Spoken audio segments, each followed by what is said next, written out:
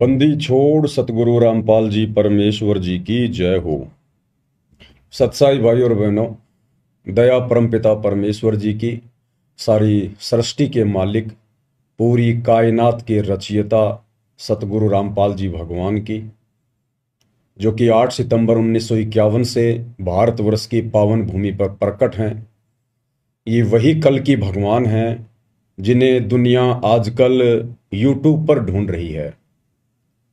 लेकिन ये दुनिया का दुर्भाग्य होता है कि जो सत्य वस्तु होती है, जो असली वस्तु होती है, दुनिया उसको इतना जल्दी पहचान नहीं पाती है। और जब सब कुछ खत्म हो लेता है, उसके बाद दुनिया स्वीकार करती है कि हाँ, वे ही परमात्मा थे, वे ही भगवान थे। आज से पहले ऐसे उदाहरण घटित हो चुके हैं। द्वापर में विष्णु के अवतार श्री रामचंद्र जी आए। उस समय किसी ने भी उनको परमात्मा नहीं माना, भगवान नहीं माना।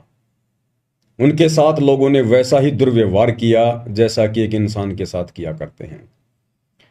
और फिर उनके जाने के हजारों वर्षों बाद, लाखों वर्षों बाद, आज कलयुग में उनके मंदिर बना बनाकर, उनकी मूर्तियां बना बनाकर और उनको परमात्मा का दर्जा देकर पूजा की जा रही है। परंतु आज हमें मिलेगा क्या? वो मूर्तियां हमें देंगी क्या? वो मंदिर हमें देंगे क्या?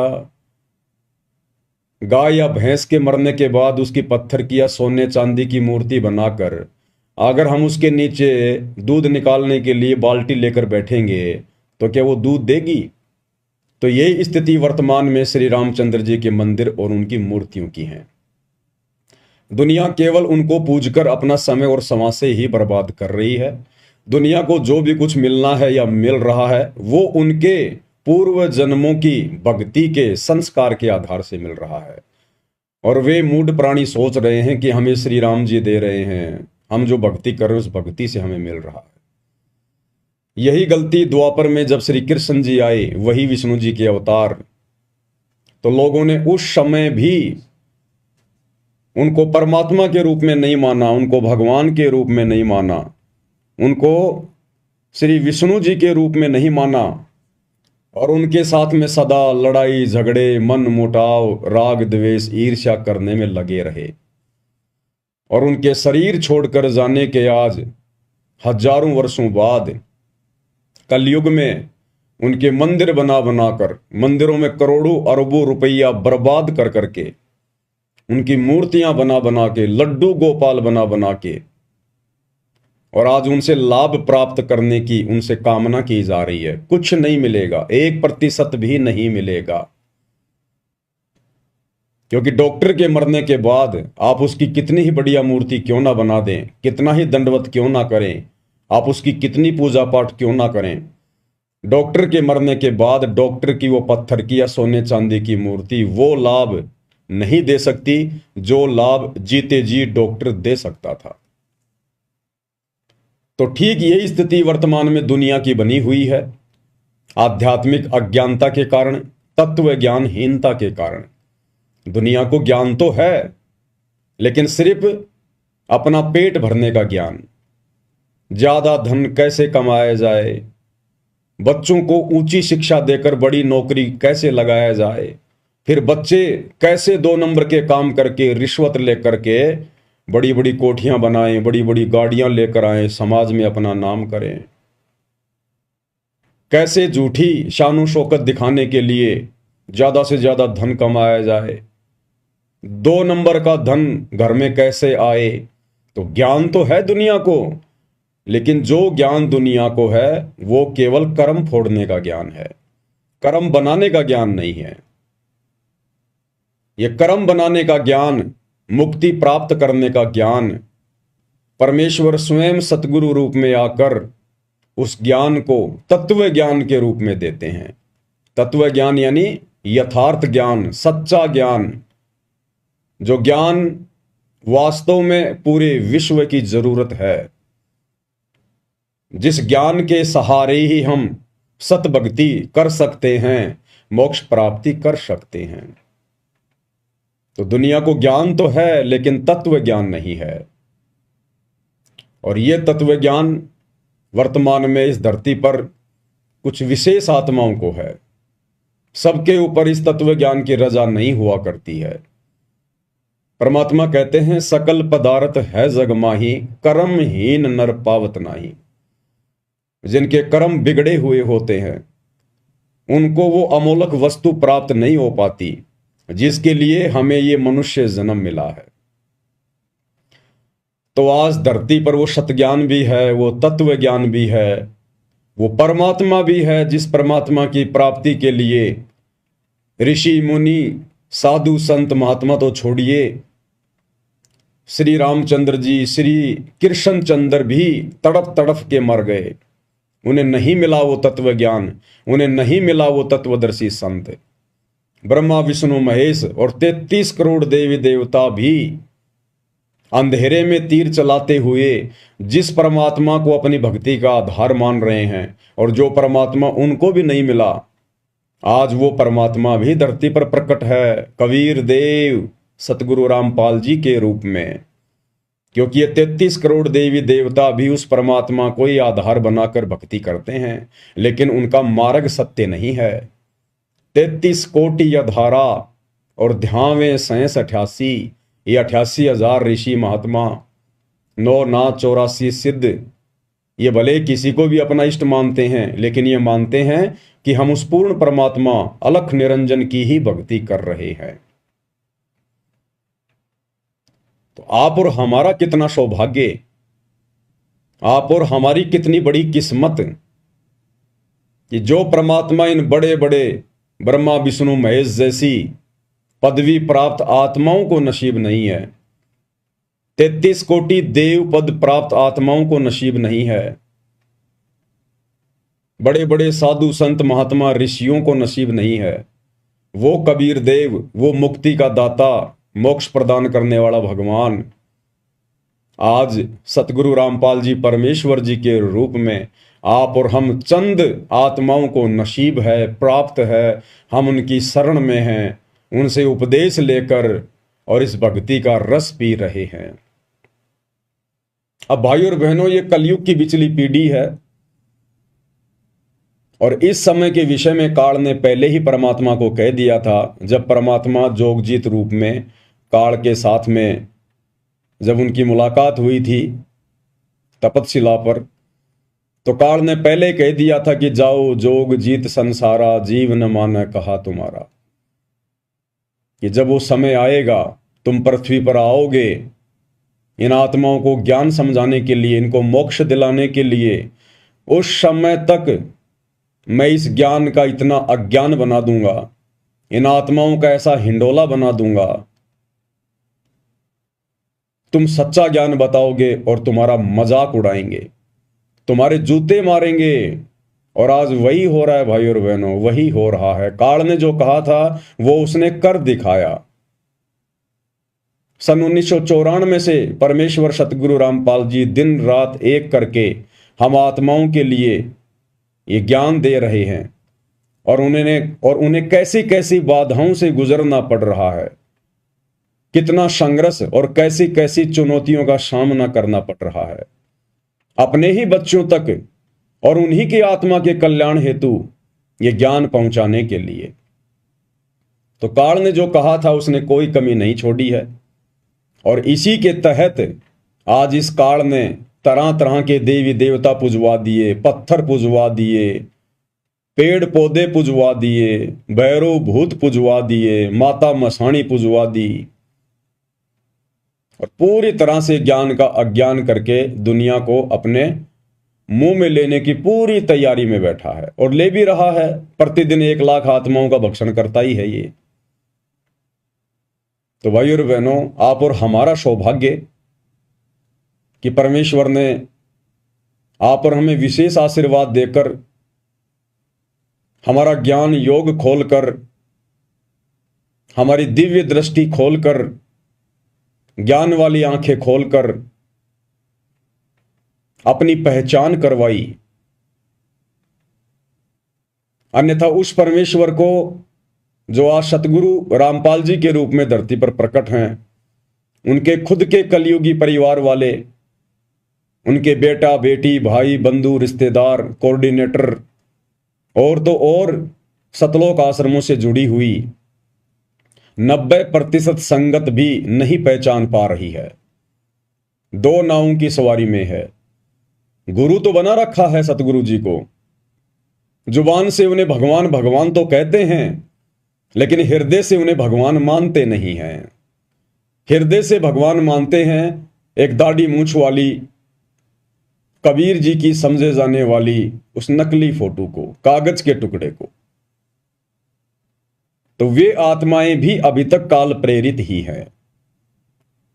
उन आत्माओं पर सतगुरु की वो रजा नहीं हो पाई है जो रजा साध संगति से जोड़कर आप और हम सत्सेवक आत्माओं पर गुरुदेव ने कर दी है।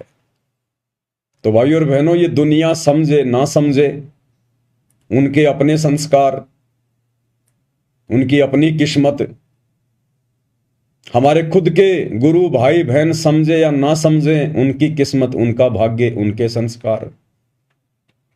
परंतु जिन आत्माओं पर परमेश्वर ने दया कर दी है, अपनी पहचान करवा दी है, तो हम आत्माओं ने अब सिर धड़ की बाजी लगानी है। हमने ना तो उन जगत वालों के झूठे आडंबरों को देखना है, उनके पाखंड को देखना है, और ना हमने परमेश्वर सतगुरु रामपाल जी के शत भक्ति मार्ग में, उनके यथार्थ 13वें कबीर पंथ में काल प्रेरणा से जो आडंबर, जो पाखंड, उनको ना पहचान कर उनके काल प्रेरित कलयुगी परिवार ने फैला दिया है, ना हमने उनको देखना है। चाहे कितने ही आदेश निकाले जाएं, कितने ही पीले पर्चे डाले जाएं, कितनी ही ज्ञान विरुद्ध हरकतें की जाएं, हमने उनको नहीं देखना। हमने केवल उस आधार से भक्ति मार्ग पर आगे चलना है जो आधार हमें गुरुदेव ने बताया, और वो आधार है ज्ञान आधार। यानी गुरुदेव ने हमें जो सत्संग दिए हैं वो कंप्लीट भक्ति का विधान है, संविधान है। उसके विपरीत गुरुदेव कोई आदेश नहीं देंगे, और यदि उसके विपरीत हमें कोई आदेश दे रहा है गुरुदेव का नाम लेकर, तो हमने बिल्कुल भी यकीन नहीं करना है, हमने डरना भी नहीं है, हमने घबराना भी नहीं है, हमने विचलित भी नहीं होना है। क्योंकि टीचर ने जो सिलेबस दे दिया उसी में से परीक्षा लेगा। तो सन 2014 बरवाला कांड के बाद का समय आप और हम सभी भाई बहनों की परीक्षा का समय है, और गुरुदेव ने सन 1994 से 2014 तक जो सत्संग कर दिए हैं, जो भक्ति का पाठ हमें पढ़ा दिया है, हमने केवल उसी आधार से अपनी परीक्षा को देना है। ना जल्दबाजी करनी है, ना जोश में होश खोना है, ना अन्य कोई घटिया हरकत करनी है। परमात्मा ने हमें सील, संतोष, विवेक, दया, अक्षमा, ये 5 विशेष गुण प्रदान किए हैं, और भक्ति के 16 श्रृंगार प्रदान किए हैं। हमने इनके अंतर्गत रहकर ही अपनी परीक्षा को देना है, तभी हमारे गुरुदेव हमसे प्रसन्न होंगे। हमने भावनाओं में बहकर कोई भी गलत कदम नहीं उठाना है। चाहे मैं पवन दास आप जी को कोई भी संदेशा दूं मालिक के आशीर्वाद से, चाहे अन्य कोई भगत भाई बहन संदेशा दे, चाहे सतलोक आश्रम वालों की तरफ से कोई आदेश आए, हमने जल्दबाजी में निर्णय नहीं लेना है, भावनाओं में नहीं बहना है। शांति से, धैर्य के साथ में पहले विचार करना है, उस आदेश को, उस फरमान को गुरुदेव भगवान के ज्ञान आधार से उसको मापना है, और फिर जो हमारी आत्मा स्वीकार करे गुरुदेव के ज्ञान अनुसार, हमने वही निर्णय लेना है, उसी हिसाब से हमने आगे कदम बढ़ाने हैं। तो भाई और बहनों, काल हमसे गलतियां करवाएगा, मनमाना आचरण भी करवाएगा, जल्दबाजी में गलत फैसले दिलवा कर भी हमारी मर्यादा तोड़वाएगा, पूरी कोशिश करेगा, क्योंकि उसका भोजन इस वक्त उसके मुंह से छूट रहा है। तो अपना भोजन आसानी से कौन छूटने देता है? जब सूअर यहां आसानी से उस लैट्रिन को नहीं जाने देता जो दूसरा सूअर खाने की कोशिश करता है, कुत्ता इतनी आसानी से हड्डी नहीं छोड़ता जिस हड्डी को देखकर दूसरा कुत्ता आ जाता है।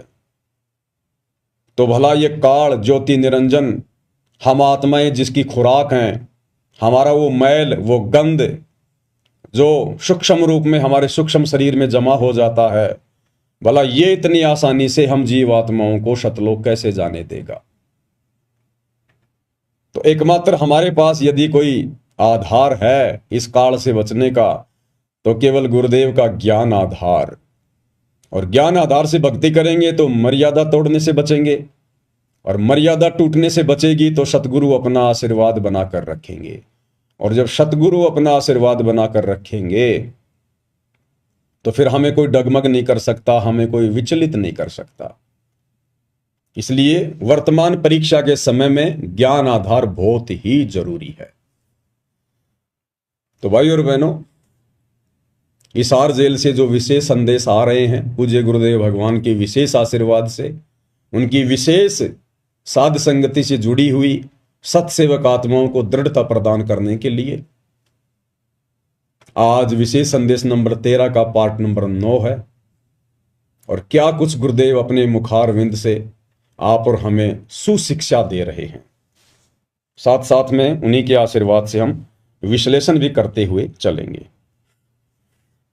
अब गरीबदास जी कहते, कल्पे कारण कौन है, कर सेवा निकाम, निष्काम भाव से बगैर किसी मनोकामना के तू सेवा करता रहा, भक्ति करता रहा, और मन इच्छा फल देगा जब पड़े धनी तक काम। तो भाई और बहनों, हम विशेष संदेश में आगे बढ़े उससे पहले पूज्य गुरुदेव भगवान का जयकारा लगाएंगे, मालिक की वंदना करेंगे, उनका आशीर्वाद प्राप्त करेंगे। बंदी छोड़ सतगुरु रामपाल जी परमेश्वर जी की जय हो।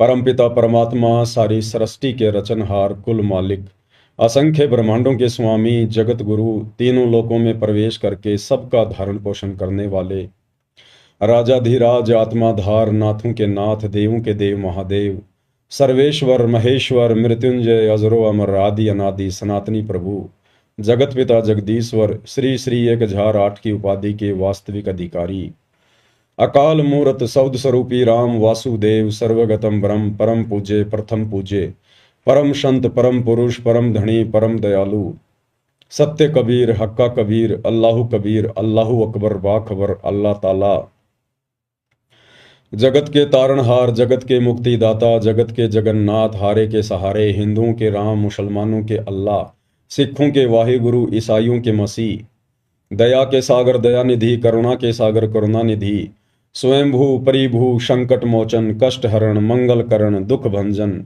अविगत कबीर, निर्विकार निर्विषम परमात्मा, अलय अलेख सतगुरु, आदि अनादि सतगुरु, असली मर्यादा पुरुषोत्तम, असली राम, असली कृष्ण, असली घनश्याम, असली मुरारी, राजाओं के राजा, महाराजाओं के महाराजा, शहनशाहों के शहनशाह, सम्राटों के सम्राट, भगवानों के भगवान, अल्लाहों के अल्लाह, प्रभुओं के प्रभु, मसीहाओं के मसीह, सच्चे वाहिगुरु, बाबाओं के बाबा, पीरों के पीर, सेठों के सेठ, जगत सेठ, सावड़सा सेठ, सर्वगुण संपन्न, अनंत कोटि कलाओं के स्वामी, अनंत कोटि ब्रह्मांडों के नायक, योगियों में महायोगी, ध्यानियों में महाध्यानी, सिद्धों में परम सिद्ध, ज्ञानियों में तत्व ज्ञानी, ब्रह्म ज्ञानी, महाज्ञानी, परम ज्ञानी, सर्वश्रेष्ठ ज्ञानी, विज्ञानी, युवा कबीर, समर्थ कबीर, असंवाद, अमित ओजा, सच्चे रहनुमा, करीम अल्लाह, सुभान अल्लाह, दुनिया के अंतिम पैगंबर, 8 सितंबर 1951 से गांव धनाना, जिला सोनीपत, हरियाणा, भारतवर्ष की पावन भूमि पे प्रकट रियल कल की भगवान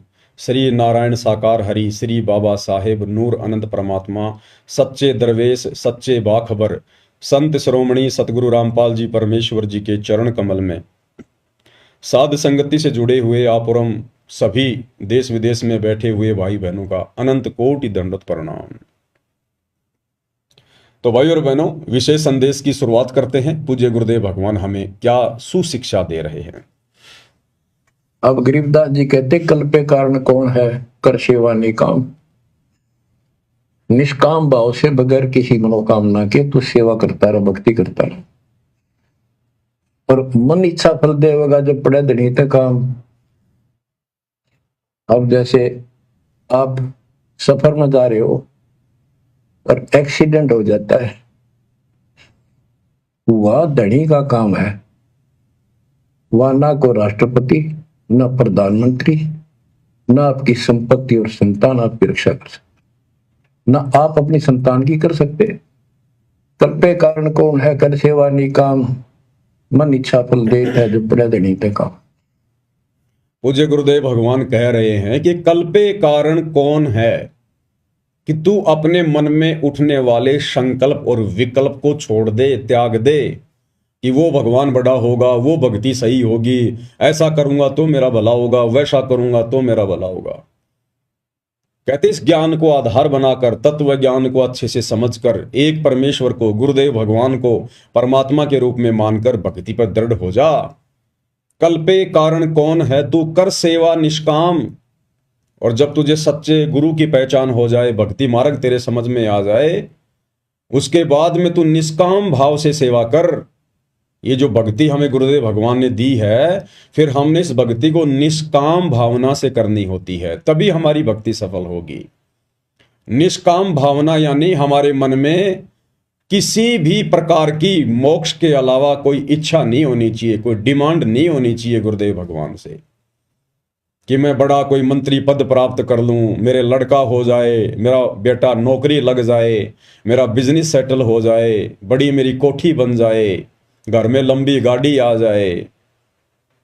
निष्काम भाव से हमने भक्ति करनी है।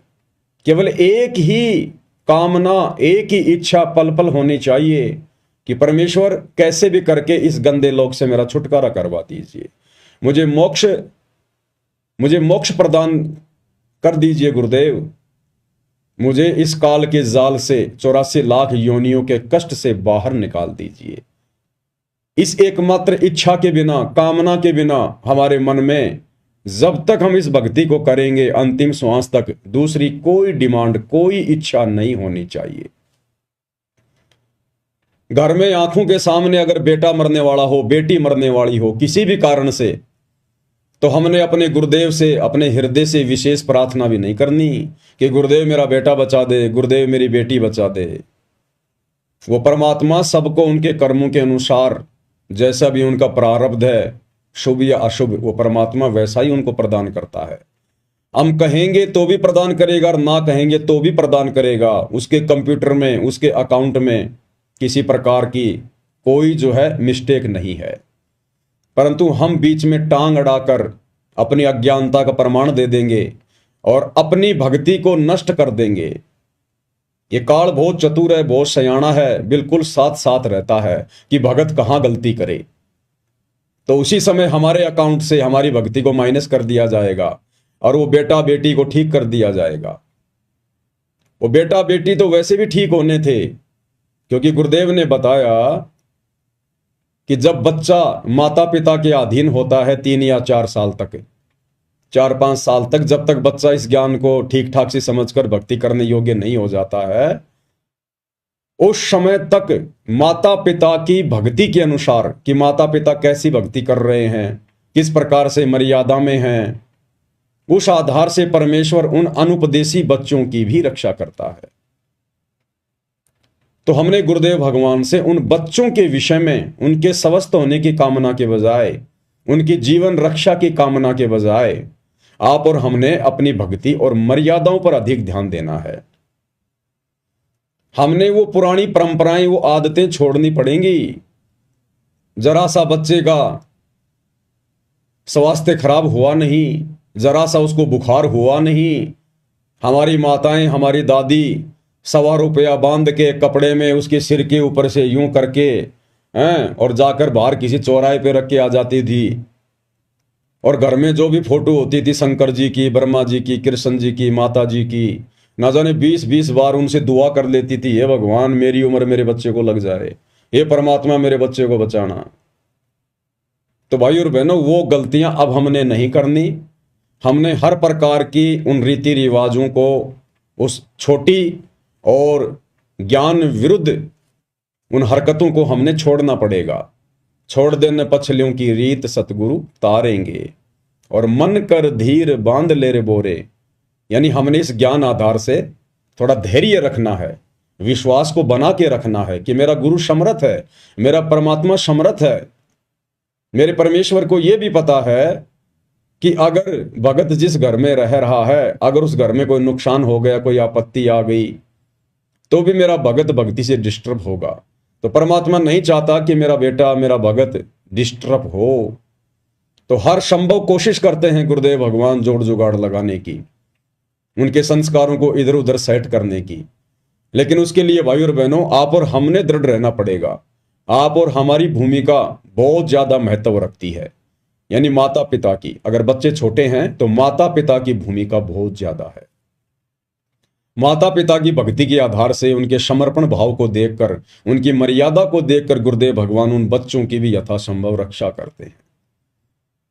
और एक सत्संग में तो गुरुदेव ने बताया कि अगर आप भक्ति पे पूर्णतया दृढ़ हो जाओ, बिल्कुल संसार की सुनना ही बंद कर दो, तो परमेश्वर आपके रिश्तेदारों तक की रक्षा करेंगे, रिश्तेदारों तक की। ये वो परमात्मा है। तो बच्चों की तो चिंता ही छोड़ देनी चाहिए हमने। कोशिश करें हम अपने बच्चों को इस मार्ग पर लगाएं, ज्ञान समझाएं। और फिर भी यदि वो नहीं मानते हैं तो फिर इसमें आप और हमारा दोष नहीं है। और यदि फिर उसके बाद जब वो बच्चे समझदार हो जाते हैं, 12, 13, 14, 15 साल के, 20 साल के, और यदि इस भक्ति मार्ग को नहीं अपनाते हैं, अपनी मनमानियां करते हैं, जगत भाव में चलते हैं, और यदि फिर उनके साथ कोई अप्रिय घटना घटित होती है, तो फिर उस समय भगत ने फिर चिंता नहीं करनी चाहिए, भगत ने फिर चिंतित नहीं होना चाहिए। क्योंकि ना तो आपने समझाने में कोई कमी छोड़ी, ना परमात्मा ने मौका देने में कोई कमी छोड़ी। अब भाई उन आत्माओं के अपने संस्कार हैं। ऐसे बेटा बेटी ना जाने हमने करोड़ों अरबों पैदा कर करके छोड़ रखे हैं, जिनके नाम के गांव बसे हुए हैं, आज हमें पता भी नहीं है। हमारे असंख्यों मनुष्य जन्म हो चुके हैं, हर जन्म में बेटा बेटी तो पैदा करते ही हैं। हम भी किसी के बेटा बेटी रहे हैं, हमारे भी कितने बेटा बेटी रहे हैं। अब पिछले जन्म में हमारे माता पिता कौन थे, हमारे बेटा बेटी कौन थे, हमें कुछ भी याद नहीं है, भुला दिया गया है। तो ऐसे ही हमारे असंख्य जन्म हो चुके हैं, ना जाने कितने हमारे बेटा बेटी, करोड़ों की संख्या में। उनमें से ना जाने लाखों तो गधे कुत्ते सुअर बनकर 84 लाख योनियों में कष्ट भोग रहे हैं, फिर हमें उनकी चिंता क्यों नहीं है। उनमें से ना जाने कितने मंत्री बन रहे हैं, कोई संतरी बन रहे हैं, कोई बड़े बड़े अधिकारी बन के बैठे हैं मनुष्य जन्म लेके, फिर हम उनकी चिंता क्यों नहीं कर रहे कि ये भगवान वो भक्ति नहीं करेंगे तो उनका क्या होगा। तो भाई और बहनों, जब हमें उन असंख्य जन्मों के बेटा बेटियों की चिंता नहीं है, तो फिर इस वर्तमान जन्म के बेटा बेटियों की हमें इतनी चिंता क्यों। परमात्मा इसी चिंता को तो समाप्त करवाना चाहते हैं अपना ज्ञान देकर, ज्ञान आधार से, कि जिस प्रकार तुम उनको भूल गए, तुमने उनको भगवान भरोसे छोड़ दिया। तुम्हारे मरने के बाद तुम ये सोचते सोचते मर गए थे कि हे भगवान मेरे बेटे का क्या होगा, मेरी बेटी का क्या होगा। और तेरे मरने के बाद वो बेटा भी वहीं रहा होगा, वो बेटी भी वहीं रही होगी, और तू जीते जी उनको इस काबिल नहीं बना पाता जितने काबिल वो तेरे मरने के बाद बन गए होंगे। अक्सर हम लोग देखते हैं जिनके माता पिता होते हैं, और माता पिता भी अच्छे अच्छे पद पे होते हैं, पढ़े लिखे होते हैं, नौकरी पेशे वाले होते हैं, और वो खूब कोशिश करते हैं, अपने बच्चों को पढ़ाते हैं, उन पे पैसा भी लगाते हैं, और वो बच्चे अंत में नालायक निकल जाते हैं। ना कोई नौकरी लगते, ना ढंग का कोई बिजनेस करते, माता पिता की कमाई हुई संपत्ति को भी ठिकाने लगा देते हैं। और कुछ एक ऐसे उदाहरण होते हैं, छोटे छोटे बच्चों के जो पिताजी हैं वो मर जाते हैं, या उनकी माताजी मर जाती है। बचपन में उनकी परवरिश भी उनके काका ताऊ ने या उनके दादा दादी ने की होती है, और वो बच्चे पढ़ लिख कर अच्छे राजकीय पदों पर बैठ जाते हैं, अच्छी उनकी सैलरी होती है, बढ़िया सरकारी सुविधा लेते हैं, बड़े बड़े वो बिजनेसमैन बन जाते हैं। तो भाई और बहनों, माता पिता दादा दादी ये नहीं बनाते, उनके संस्कार बनाते हैं उनको, और वो संस्कार बने होते हैं हमारी भक्ति के कारण, जो हमने किसी जन्म में की होती है। तो वर्तमान में भी हमारे बेटा बेटियों के पास अच्छा मौका है। अगर वो भक्ति करते हैं तो बहुत अच्छी बात है, अगर नहीं करते हैं तो फिर हमने उनको उनके हाल पर छोड़ देना चाहिए, फिर हमने उनकी चिंता नहीं करनी चाहिए। जब हजारों लाखों को छोड़ चुके हैं तो 1 या 2 या 3 होंगे, उनको भी छोड़ दीजिए। मार्ग तो आपने बता ही दिया, आप तो दोषी है नहीं, और वो भी बालक नहीं है जो समझ नहीं रहे होंगे, और माता पिता के समझाने से भी नहीं समझ रहे। इसका मतलब भाई और बहनों, उनके भाग्य में भक्ति नहीं है, अभी उनके संस्कार इतने मजबूत नहीं हैं कि परमेश्वर उनका हाथ पकड़ सके। तो हमने जबरदस्ती भी नहीं करनी चाहिए, प्यार प्रेम से समझाते रहना चाहिए। ना समझना चाहें तो जबरदस्ती नहीं करनी चाहिए। इस भक्ति मार्ग पर मारपीट करके नहीं लगाया जाता। जैसे टीचर स्कूल में बच्चा होमवर्क नहीं करता, ढंग से पढ़ता नहीं है तो मार पिटाई कर देते हैं। इस भक्ति मार्ग में इस भक्ति को करवाने के लिए मारपीट नहीं करनी।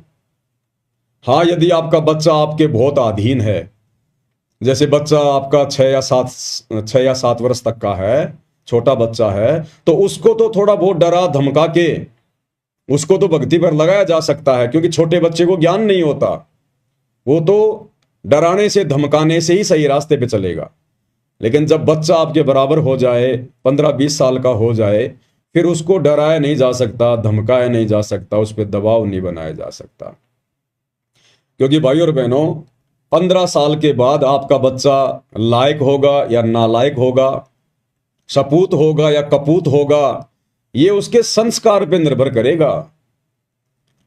यदि किसी ने अपने बेटा बेटी को भक्ति पे लगा रखा है अपने साथ में, और यदि अभी उनकी उम्र 10-12 साल है, 5-6 साल है, तो ये ना समझे कि मेरा बेटा बहुत अच्छा भगत बन गया, जैसा मैं कह रहा हूं वैसा ही कर रहा है। भाई और बहनों, अभी वो आपके अधीन है। जब 15 साल के बाद वो बड़ा होने लगेगा, उसके बाद उसके अपने संस्कार काम करने लगेंगे। उसके बाद पता चलेगा वो आपका है या काल का है, वो सपूत है या कपूत है, वो भक्ति करेगा या फिर बर्बादी करेगा। क्योंकि जैसे उसके संस्कार होंगे, प्रफुल्लित होंगे, वैसा ही वो मार्ग पकड़ेगा। उसके बाद वो आपकी नहीं सुनेगा फिर। और फिर भी यदि कोई माता पिता की आज्ञा में रहता है, भक्ति कर रहा है, तो बहुत अच्छी बात है, परमात्मा की अच्छी आत्मा है। लेकिन हमने आश्रित नहीं होना, उनके भरोसे रहने की नहीं सोचनी है कि बेटा बेटी बिगड़ गए तो मेरा बुढ़ापे में क्या होगा, मेरे बुढ़ापे के सहारे का क्या होगा। नहीं, जिनके बेटा बेटी नहीं है, जिनको परमात्मा ने इस आफत में डाला ही नहीं है, आम समाज जिनको बांझ कहता है, और वो परमात्मा की विशेष प्यारी आत्मा होती है, परमात्मा इस लफड़े में उनको डाला ही नहीं है, उनका तो सीधा मोक्ष अगर मर्यादा में रह के भक्ति पर लगे रहे तो वो भी तो किसी के आसरे जिएंगे, वो भी तो किसी के आसरे भक्ति कर रहे हैं। अंत में हमारा बुढ़ापा संवारेगा हमारा भगवान, हमारा गुरु, जो तीनों लोकों में प्रवेश करके सबका धारण पोषण कर रहा है। संस्कार आधार से परमात्मा सबकी परवरिश कर रहा है। हमारा गुरु हमें संभालेगा, हमारी परवरिश हमारा गुरु करवाएगा। पहली बात तो जो शास्त्र अनुकूल सत भक्ति पूज्य गुरुदेव भगवान से आप और हमें वर्तमान में प्राप्त है, इस भक्ति के करने से बुढ़ापे में आप और हमारा वो हसर होगा ही नहीं। जो हसर माया के पीछे दौड़ने वाले, शास्त्र विरुद्ध टूटी फूटी भक्ति करने वाले, देवी देवताओं पर आश्रित और अपनी संपत्ति और अपने परिवार पर आश्रित जो व्यक्ति हैं, जब जिनका बुढ़ापा आता है, जो दुर्गति उनकी होती है, वो दुर्गति भगत भाई बहनों की तो होगी ही नहीं। जहां दुनिया वाले कोई जो देवी देवताओं की भक्ति करते हैं, शास्त्र विरुद्ध साधना करते हैं, उल्टा सीधा खाना पीना, जहां 60-70 साल की उम्र में उनके घुटने टूट जाएंगे, उनका शरीर जवाब दे जाएगा, काया उनकी रोगी हो जाएगी, उस समय आप और हम भगत भाई बहन यदि शरीर में रहे तो घोड़े की तरह चलेंगे, घोड़े की तरह। बिल्कुल ऐसे युवा शरीर रहेगा हमारा, 70 साल की उम्र में भी, 80 साल की उम्र में भी। आपने दादा गुरुदेव को नहीं देखा? गुरुदेव भगवान कितना उनका जो है गुणगान करते हैं, उनका बखान करते हैं कि जब मैंने उपदेश लिया उस समय मेरे गुरुदेव की आयु 104 वर्ष की थी और बिल्कुल लाल चेहरा, स्वस्थ शरीर, कोई रोग नहीं।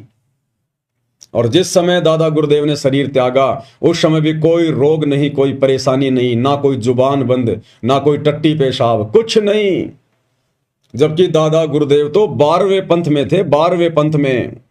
उनको तो शत भक्ति भी प्राप्त नहीं थी, उनको कंप्लीट भक्ति का मार्ग भी प्राप्त नहीं था, क्योंकि 12वें पंथ की आत्माओं को सतगुरु रामपाल जी भगवान ने कंप्लीट भक्ति कोर्स देना ही नहीं था। दादा गुरुदेव का तो अब दोबारा से जन्म होगा, दोबारा से उनको फिर से सतगुरु रामपाल जी की शरण में आना पड़ेगा, तब कहीं जाकर उनका मोक्ष होगा। तो सोचिए भाई और बहनों, आप और हम तो बिल्कुल गोल पर आ गए, गोल पर, बिल्कुल मौके के समय पर हैं, यथार्थ 13वें कबीर पंथ में, डायरेक्ट भगवान के चरणों में। सत भक्ति हमें प्राप्त है और मर्यादा में रहकर हम भक्ति कर रहे हैं। आप और हमें तो परमात्मा अपनी पलकों पे रखेगा, अपने हाथों पर। समस्या नाम की कोई चिड़िया नजदीक भी नहीं आने देगा परमात्मा, अगर हम उनके वफादार कुत्ते बनकर इसी प्रकार से उनके चरणों को चाटते रहे तो। इसलिए आप और हमने अपने परिवार की, अपने बच्चों की, हमने किसी की कोई चिंता नहीं करनी है। और गुरुदेव ने बताया कि जब कोई परिवार का सदस्य शरीर छोड़ता है तो हमने रोना धोना बिल्कुल भी नहीं है, बिल्कुल भी रोना धोना नहीं है। मन भी छोटा नहीं करना, चेहरा भी उदास नहीं होना चाहिए। अगर परिवार का कोई उपदेशी सदस्य शरीर छोड़ रहा है तो उल्टा हमने उसको हिम्मत देनी चाहिए कि भाई तेरा तो बहुत बढ़िया भाग्य, सौभाग्य, परमात्मा ने तेरी जगह मुझे क्यों नहीं लिया, मेरा समय क्यों नहीं आया। आप तो सीधे सतलोक जाओगे, परमात्मा के विमान में बैठ के जाओगे, आप तो हमसे पहले सतलोक में जाओगे। और हम क्या करेंगे, हम भी आ रहे हैं पीछे पीछे। हम कितने दिन रहेंगे यहां पर, और 2 4 5 10 साल, उसके बाद हम भी आए और वहीं मिलके आराम से एंजॉय करेंगे, मस्ती करेंगे वहां। जैसे कोई परिवार का कोई बेटा या कोई बेटी, उसका ज्वाइनिंग लेटर आ जाता है और जब उसको सरकार नौकरी ज्वाइन करने के लिए बुलवाती है तो कैसे घर के सदस्य उसकी आरती उतारा करते थे, उसको विदा करने से पहले उसके टीके लगाया करते थे, उसका सामान उठा के अपने कंधों पर उसको बस स्टैंड तक लेके जाते थे और गांव की औरतें गीत गा गा कर उसको विदा करके आती थी खुशी खुशी, और वो भी खुशी खुशी जाया करता था। उसको पता था कि मैं कोई जेल में थोड़ी जा रहा हूं, मैं तो नौकरी पे जा रहा हूं, जहां जाकर पैसे कमाऊंगा, एसी ऑफिस में बैठूंगा। तो इसी प्रकार जो शरीर छोड़ रहा होगा भगत, उसको भी खुशी होनी चाहिए कि मैं जेल में नहीं जा रहा, मैं तो जेल से जा रहा हूं सतलोक। और बाकी सदस्य, उनको भी पता होना चाहिए कि अब इसका पुनर्जन्म नहीं होगा, अब ये अपने परमात्मा के साथ विमान में बैठ के सतलोक जाएगा, इसने तो मोक्ष प्राप्त कर लिया। तो हमने उसको हिम्मत देनी है। अरे हम भगत भाई बहनों ने, अब यदि हमारे गांव में, आसपास में, आड़ोस में या रिश्तेदारी में अगर कोई मर भी जाता है अनुपदेशी, तो जैसे लोग जाते हैं ना दुख में शोक व्यक्त करने के लिए, तो हम जाएं अवश्य। अगर आप जाना उचित समझें तो किसी की मृत्यु होने पर आप बैठने जरूर जाइए, कोई दिक्कत नहीं है। लेकिन हमने पहले की तरह फॉर्मेलिटी नहीं करनी है कि जैसे गांव के नजदीक गए, गाड़ी से नीचे उतरे और लगा के थूक आंखों में, वहां वहां बच्चे की तरह रोना शुरू कर दिया फोकट में।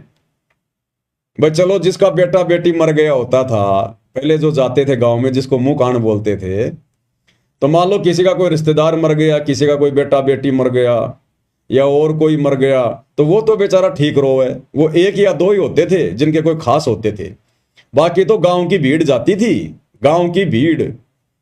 और हम भी जाया करते थे, छोटे बच्चे थे, हम जिद कर लिया करते थे। आसानी से तो हमारी माँ नहीं ले जाती थी, पहले तो 2 4 थप्पड़ ही खाने पड़ते थे ढंग से। और जब ज्यादा रोने लग जाते थे, घाघरा पकड़ लेते थे, मिट्टी में लौट जाते थे, तो फिर हमारे को भी उठा के गाड़ी में बैठा लिया जाता था। तो हम देखा करते थे, जब तक वो गांव नहीं आता था तब तक तो वो आदमी हंसी खुशी, पता नहीं कोई राजनीति की बातें कर रहे हैं, एक दूसरे की निंदा चुगली कर रहे हैं, दांत निकाल रहे हैं, औरतें अपनी बात कर रही है, हाय ये चूड़ी बहुत अच्छी लाई, तू कहां से लाई है आपकी बार, हैं? पता नहीं ऐसी बातें। कोई किसी का घाघरा पकड़ के देख रही है, तेरा कपड़ा तो बिल्कुल जोटा टक्कर का है, बहुत मोटा कपड़ा ये तो। और जैसे ही वो गांव आता था, उसी समय गाड़ी से नीचे उतरे नहीं और आपस में लगा के थूक आंखों के रोना शुरू किया नहीं। और वहां जाते थे, थोड़ी देर बैठे और फिर वापस उस गाड़ी में बैठ के जब वापस आते थे तो फिर वही राम कहानी, वही राजनीति की बातें, कोई लेना देना नहीं। तो भाई और बहनों, पहली बात तो आप और हमने अब ये दुनिया वालों के साथ में झूठी मुंह कान में नहीं जाना। आपके आड़ोसी पड़ोसियों का कोई रिश्तेदार मर गया और कहेंगे चलो भाई वहां बैठने जाना है, तो हमने हाथ जोड़ लेने, भाई मेरे को कोई विशेष काम है, मैं नहीं जा सकता। अरे रिश्तेदार मरा तेरा, जिसको मैं जानता नहीं पहचानता नहीं, उसके मरने का मुझे कोई दुख नहीं है। अब मैं क्यों फालतू में आंसू बहाऊं वहां जाके, मैं क्यों फालतू में ड्रामेबाजी करूं। तो भक्ति मार्ग में ये ड्रामेबाजी फॉर्मेलिटी नहीं चलती है। तो हमने अब नहीं जाना, अगर गांव में एक को मना कर दोगे ना, दोबारा जब किसी के मरेगा ना रिश्तेदार, आप और हमें कोई टोकेगा ही नहीं, टोकेगा ही नहीं हमें कोई। हाँ, यदि गांव में कोई मर जाता है, गांव के आड़ोस पाड़ोस में कोई मर जाता है, जैसे गांव की औरतें जो वहां जाती हैं बैठने के लिए पैदल, तो उनके साथ में हम जा सकते हैं। लेकिन दूर की रिश्तेदारियों में जिनको हम जानते नहीं पहचानते नहीं, वहां हमने नहीं जाना फालतू में। और हमारी रिश्तेदारी में कोई मर जाए, हमारा कोई रिश्तेदार, तो हमने जाना तो है, लेकिन हमने रोना धोना नहीं है। उन रिश्तेदारों को भी अच्छे से पता होता है इस बात का। इसने भी हमारे को बहुत बार इसके गुरुजी के बारे में बताया, भक्ति के बारे में बताया कि भैया मरना तो सबको ही एक दिन, आया है सो जाएगा राजा रंक फकीर, एक विमान चढ़ के जावे और एक बंदे जात जंजीर। वो पता उनको भी होता है फिर अच्छे से। तो हमने रोना धोना नहीं है, वहां जाके बैठ जाना है। औरतों में बैठ जाओ, थोड़ी देर दे दो उसको सांत्वना कि कोई बात नहीं भाई, अब क्या करे भाई, बिना भक्ति तो सबकी ऐसी दुर्गति होती है लोगों की। कोई हमारा तो गया नहीं, दुनिया का ही जाता है, एक दिन आप और हम भी जाएंगे, इसलिए परमात्मा की भक्ति की जरूरत है। हालांकि उस समय उनको हमारे उपदेश अच्छे नहीं लगेंगे, इसलिए अपना चुपचाप बैठ जाओ, और मौका दे के कोई बात बोलो तो बोल दो, नहीं तो उठ के अपने घर पे आ जाओ। फालतू में फिर वहां कोई राजनीति नहीं करनी है। तो इस प्रकार से भाई और बहनों, अब हमने, क्योंकि देखो ये ज्ञान बहुत विस्तृत है। अब सतगुरु रामपाल जी परमेश्वर जी के पास में इतना समय कहां, परमात्मा से तो जो भक्ति वाला जो ये सिलेबस है वो ही समाप्त नहीं हो रहा। ये जो कॉमन सेंस की बातें हैं, जो सामाजिक बातें हैं, इन बातों को तो आप और भगत भाई बहनों ने ही साध संगति के माध्यम से समझना है। अब सोचिए, सतगुरुदेव भगवान अगर आदरणीय गरीबदास जी की वाणियों को खोलने लगे तो भाई और बहनों 100 साल लग जाएंगे। 100 साल, 100 साल। जब आज हम साध संगति के माध्यम से और गुरुदेव भगवान के 1 घंटे के सत्संग को खोलने में, और हमारे को कितने दिन लग गए, आज ये 9वां दिन है। विशेष संदेश नंबर 13 पर हमारा ये पार्ट नंबर 9 है, और हमारा हर एक वीडियो कम से कम 2 घंटे का तो होता ही होता है, बाकी कोई 3 का, कोई 3.5 का, कोई 4 घंटे का भी होता है। तो सोचिए, गुरुदेव के 1 घंटे का सत्संग विशेष संदेश नंबर 13, और आज उसका 9वां पार्ट है, तो 9 दुनिया 18 घंटे तो ये हो गए, और आज भी पता नहीं पूरा हो ना हो। तो सोचिए भाई और बहनों, परमात्मा अगर उन वाणियों को खोलेंगे तो वो वाणियां तो संकेतों में है, संकेतों में, कोड वर्ड में, और 24,000 वाणियां हैं, 24,000। बोलिए, तो परमेश्वर को तो उसी में समय नहीं मिलेगा। इसलिए परमात्मा शॉर्ट में चलते हैं, जो हमारे विशेष मतलब की होती है उन्हीं वाणियों को खोलते हैं, उन्हीं शब्दों को खोलते हैं। और बाकी समय फिर साध संगति मालिक ने इसीलिए तो दी है, साध संगति भगवान इसीलिए तो देते हैं कि बाकी समय फिर ये भगत आपस में मिलकर इकट्ठे होकर समागम के बहाने, साध संगति के बहाने, फिर ये मेरे द्वारा दिए गए ज्ञान पर चर्चा करें, निष्कर्ष निकालें, मंथन करें, चिंतन मनन करें। जैसे मेहंदी होती है, मेहंदी हरे कलर की होती है, और गुरुदेव कहते हैं मेहंदी को जब हम रगड़ते हैं तो उसका रंग लाल हो जाता है। तो गुरुदेव के सत्संगों पर जब हम रगड़ा मारेंगे, साध संगति के माध्यम से चिंतन मनन करेंगे, तो वो निखरेगा, फिर ये ज्ञान कमल के फूल की तरह निखरेगा। फिर हमें दृढ़ता मिलेगी, हिम्मत मिलेगी, हम मर्यादा तोड़ने से बचेंगे, हमारे अंदर भय उत्पन्न होगा। ज्ञान से तो होता है सारा सब कुछ। तो हमने इन सब बातों को भी विशेष तौर पर ध्यान रखना है, और इसीलिए गुरुदेव भगवान ने साध संगतियां शुरू करवाई है, ताकि हम अपनी भक्ति को और मर्यादाओं को सुरक्षित रख सकें। आज इस साध संगति का ही तो ये नतीजा है कि गुरुदेव भगवान की गैर हाजिरी में, गुरुदेव के हिसार जेल जाने के बाद तो आप और हम इतने दृढ़ नहीं थे। धीरे धीरे परमात्मा ने साध संगतियां शुरू करवाई, उसके बाद ही तो आज आप और हम इतने दृढ़ हो पाए हैं। अन्यथा साध संगति के अभाव में कुसंगति के शिकार सतलोक आश्रम मैनेजमेंट हरियाणा वालों को देख लो, किस कदर काल ने उनको उलझा रखा है। मर्यादाओं की तरफ तो उनका ध्यान ही नहीं है कि मर्यादा भी कुछ होती है। भक्ति जरूर ले ली गुरुदेव से, लेकिन भक्ति का जो तरीका है शास्त्र अनुकूल, वो उनको पता ही नहीं है। कैसे भक्ति करनी है, कैसे हमने क्या करना है, क्या क्या मर्यादाएं रखनी है, क्या क्या सावधानियां रखनी है, कहां जाना है, कहां उठना है, कुछ नहीं पता उन्हें। आदेशों के गुलाम बना के रखा हुआ है। तो ये साध संगति का ही तो नतीजा है जो हम इस कदर आज इस भक्ति मार्ग पर गुरुदेव के आशीर्वाद से सफल होने की दिशा में निरंतर आगे बढ़ते जा रहे हैं। तो परमेश्वर कहते हैं कल्पे कारण कौन है, तू कर सेवा निष्काम, कि तू निष्काम भाव से भक्ति कर, निष्काम भाव से सेवा कर। ये तीनों समय की आरती, सत्संग सुनना, सुमरण करना, पांचों यज्ञ करना, परमात्मा की ज्ञान चर्चा करना, ये आता है पूजा में, भक्ति में, सेवा में। तो कहते तू निष्काम भाव से कर, कोई इच्छा मत रख, कोई डिमांड मत कर। तुम्हारा गुरु, तुम्हारा परमात्मा सर्वज्ञ है, जानी जान है, अंतर्यामी है। उन्हें बोलकर बताने की जरूरत नहीं है, रोककर दिखाने की जरूरत नहीं है। वो सब कुछ जानता है, तेरे असंख्य जन्मों की जानता है, भूत भविष्य वर्तमान सब जानता है। और वो जो भी कुछ देगा तेरी भक्ति के आधार से देगा, क्योंकि तेरे को वर्तमान में उसने एक विशेष कार्य दे दिया, विशेष सेवा दे दी, भक्ति। और जैसी तू भक्ति करेगा वैसा ही बराबर तुझे फल देता चला जाएगा। तो तेरे को किसी से मांगने की जरूरत नहीं है। जिस प्रकार यात्री ने जयपुर से दिल्ली जाना है, जितने कदम वो चलेगा उतनी दूरी ऑटोमेटिक कम होती जाएगी, ऑटोमेटिक।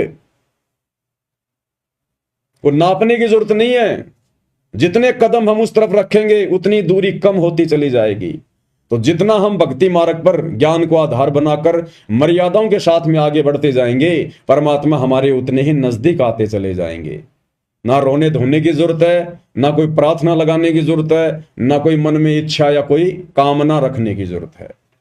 इसलिए गुरुदेव कहते हैं कल्पे कारण कौन है, इन्हें छोड़ दे सब इधर उधर की बातें और कर सेवा निष्काम। इस भक्ति को निष्काम भाव से कर और मन इच्छा फल देऊंगा जब पड़ेगा मेरे से काम। जब हमारे ऊपर कोई आपत्ति आनी होगी, हमारे भाग्य की, हमारे प्रारब्ध की, क्योंकि वर्तमान में तो हम ऐसा कोई कार्य करेंगे नहीं, वर्तमान में तो ऐसी कोई गलती हम करेंगे नहीं जिससे हमारे ऊपर आपत्ति आनी हो।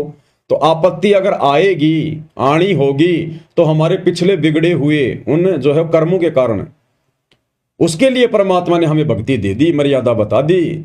अगर तू मेरे द्वारा बताई गई भक्ति को मर्यादाओं में रह के करेगा, तो फिर जब तेरे ऊपर कोई समस्या भी आनी होगी, फिर मैं अपने आप देख लूंगा।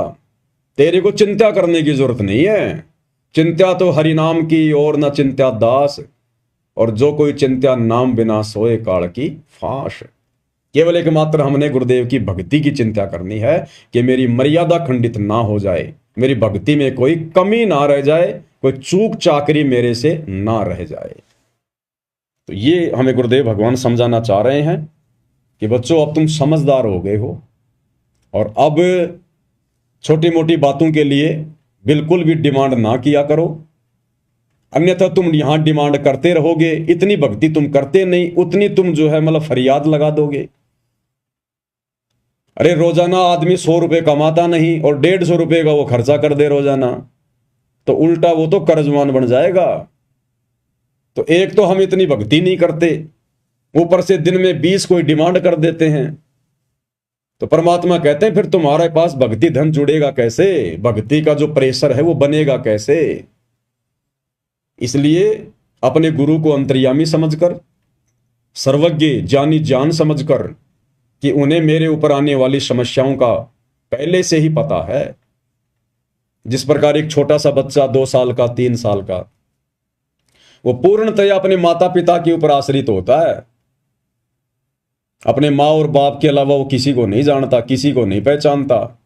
छोटा सा बच्चा दूसरी औरत उसको ले ले तो रोने लग जाता है, और उसकी माँ की आवाज सुनते उसकी गोद में तुरंत दूध पीने लग जाएगा, शांत हो जाएगा, क्योंकि वो केवल अपने माँ बाप को ही पहचानता है, वो संसार को नहीं देख रहा। तो जब हम उस बच्चे की तरह आश्रित हो जाएंगे, और जब कोई सर्दी आती है तो उसके माता पिता फिर उसके लिए पहले से ही सारी व्यवस्था कर देते हैं। माता पिता को पता होता कि आगे सर्दी आने वाली है या गर्मी आने वाली है, बच्चे को हल्के कपड़े चाहिए, भारी कपड़े चाहिए, जूते चाहिए, टोपा चाहिए, जैकेट चाहिए, क्या चाहिए। वो बच्चा नहीं बोलता और ना बच्चे को पता, लेकिन माता पिता को पता है, क्योंकि बच्चा माता पिता पे आश्रित है।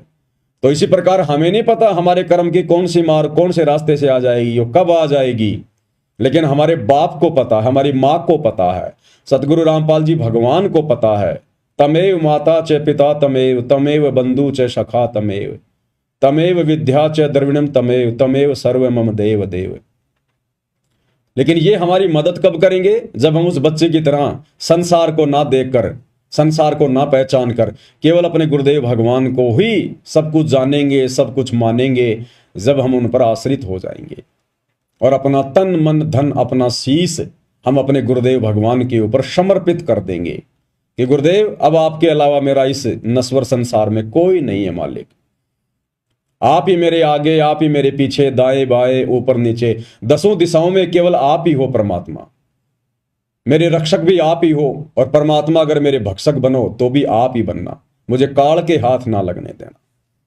और एक शब्द के माध्यम से फिर हमें पूज्य गुरुदेव भगवान ने कि कितना समर्पित होना चाहिए हमने गुरु की पहचान होने के बाद उनके ऊपर, और फिर गुरु क्या करेगा, किस कदर फिर हमारी खैर और खबर रखेगा। सतगुरु महिमा शब्द संग्रह, शब्द नंबर है 29, पेज नंबर 79। तन मन शीस ईस अपने पे, तन मन शीस ईस अपने पे, पैलम चोट चढ़ावे जब कोई राम भगत गति पावे हो जी, तब कोई राम भगत गति पावे हो जी। तन मन शीस ईस अपने पे, तन मन शीस ईस अपने पे, पैलम चोट चढ़ावे जब कोई राम भगत गति पावे हो जी, तब कोई राम भगत गति पावे हो जी। तन मन शीस, अब इसमें सब कुछ आ गया, एक प्रकार से जीवित मरना हो गया, जिसने अपना तन, अपना मन और अपना शीस यानी अपनी इच्छाएं, अपना दुख दर्द, अपनी सारी सोच, अपनी चिंता, सब कुछ अपने गुरुदेव को अर्पित कर दी, समर्पित कर दी कि मरना आपके चरणों में, जीना आपके चरणों में। ईस अपने पे, अपने गुरु को ही अपना इष्ट मानकर, अपना ईश मानकर, अपना भगवान मानकर, इष्ट मानी भगवान, इष्ट मानी जो पूज्य देव होता है, वो मानकर जब हम समर्पित हो जाएंगे फिर गुरुदेव हमें अपनी गोद में बैठा लेंगे। पैलम चोट चढ़ावे, बिल्कुल समर्पित कर दे। जब कोई राम भगत गति पावे, तब कोई राम भगत, कौन राम भगत? सतगुरु रामपाल जी का भगत। असली राम तो ये है, राम राम शब जगत बखाने, आदि राम कोई बिरला जाने।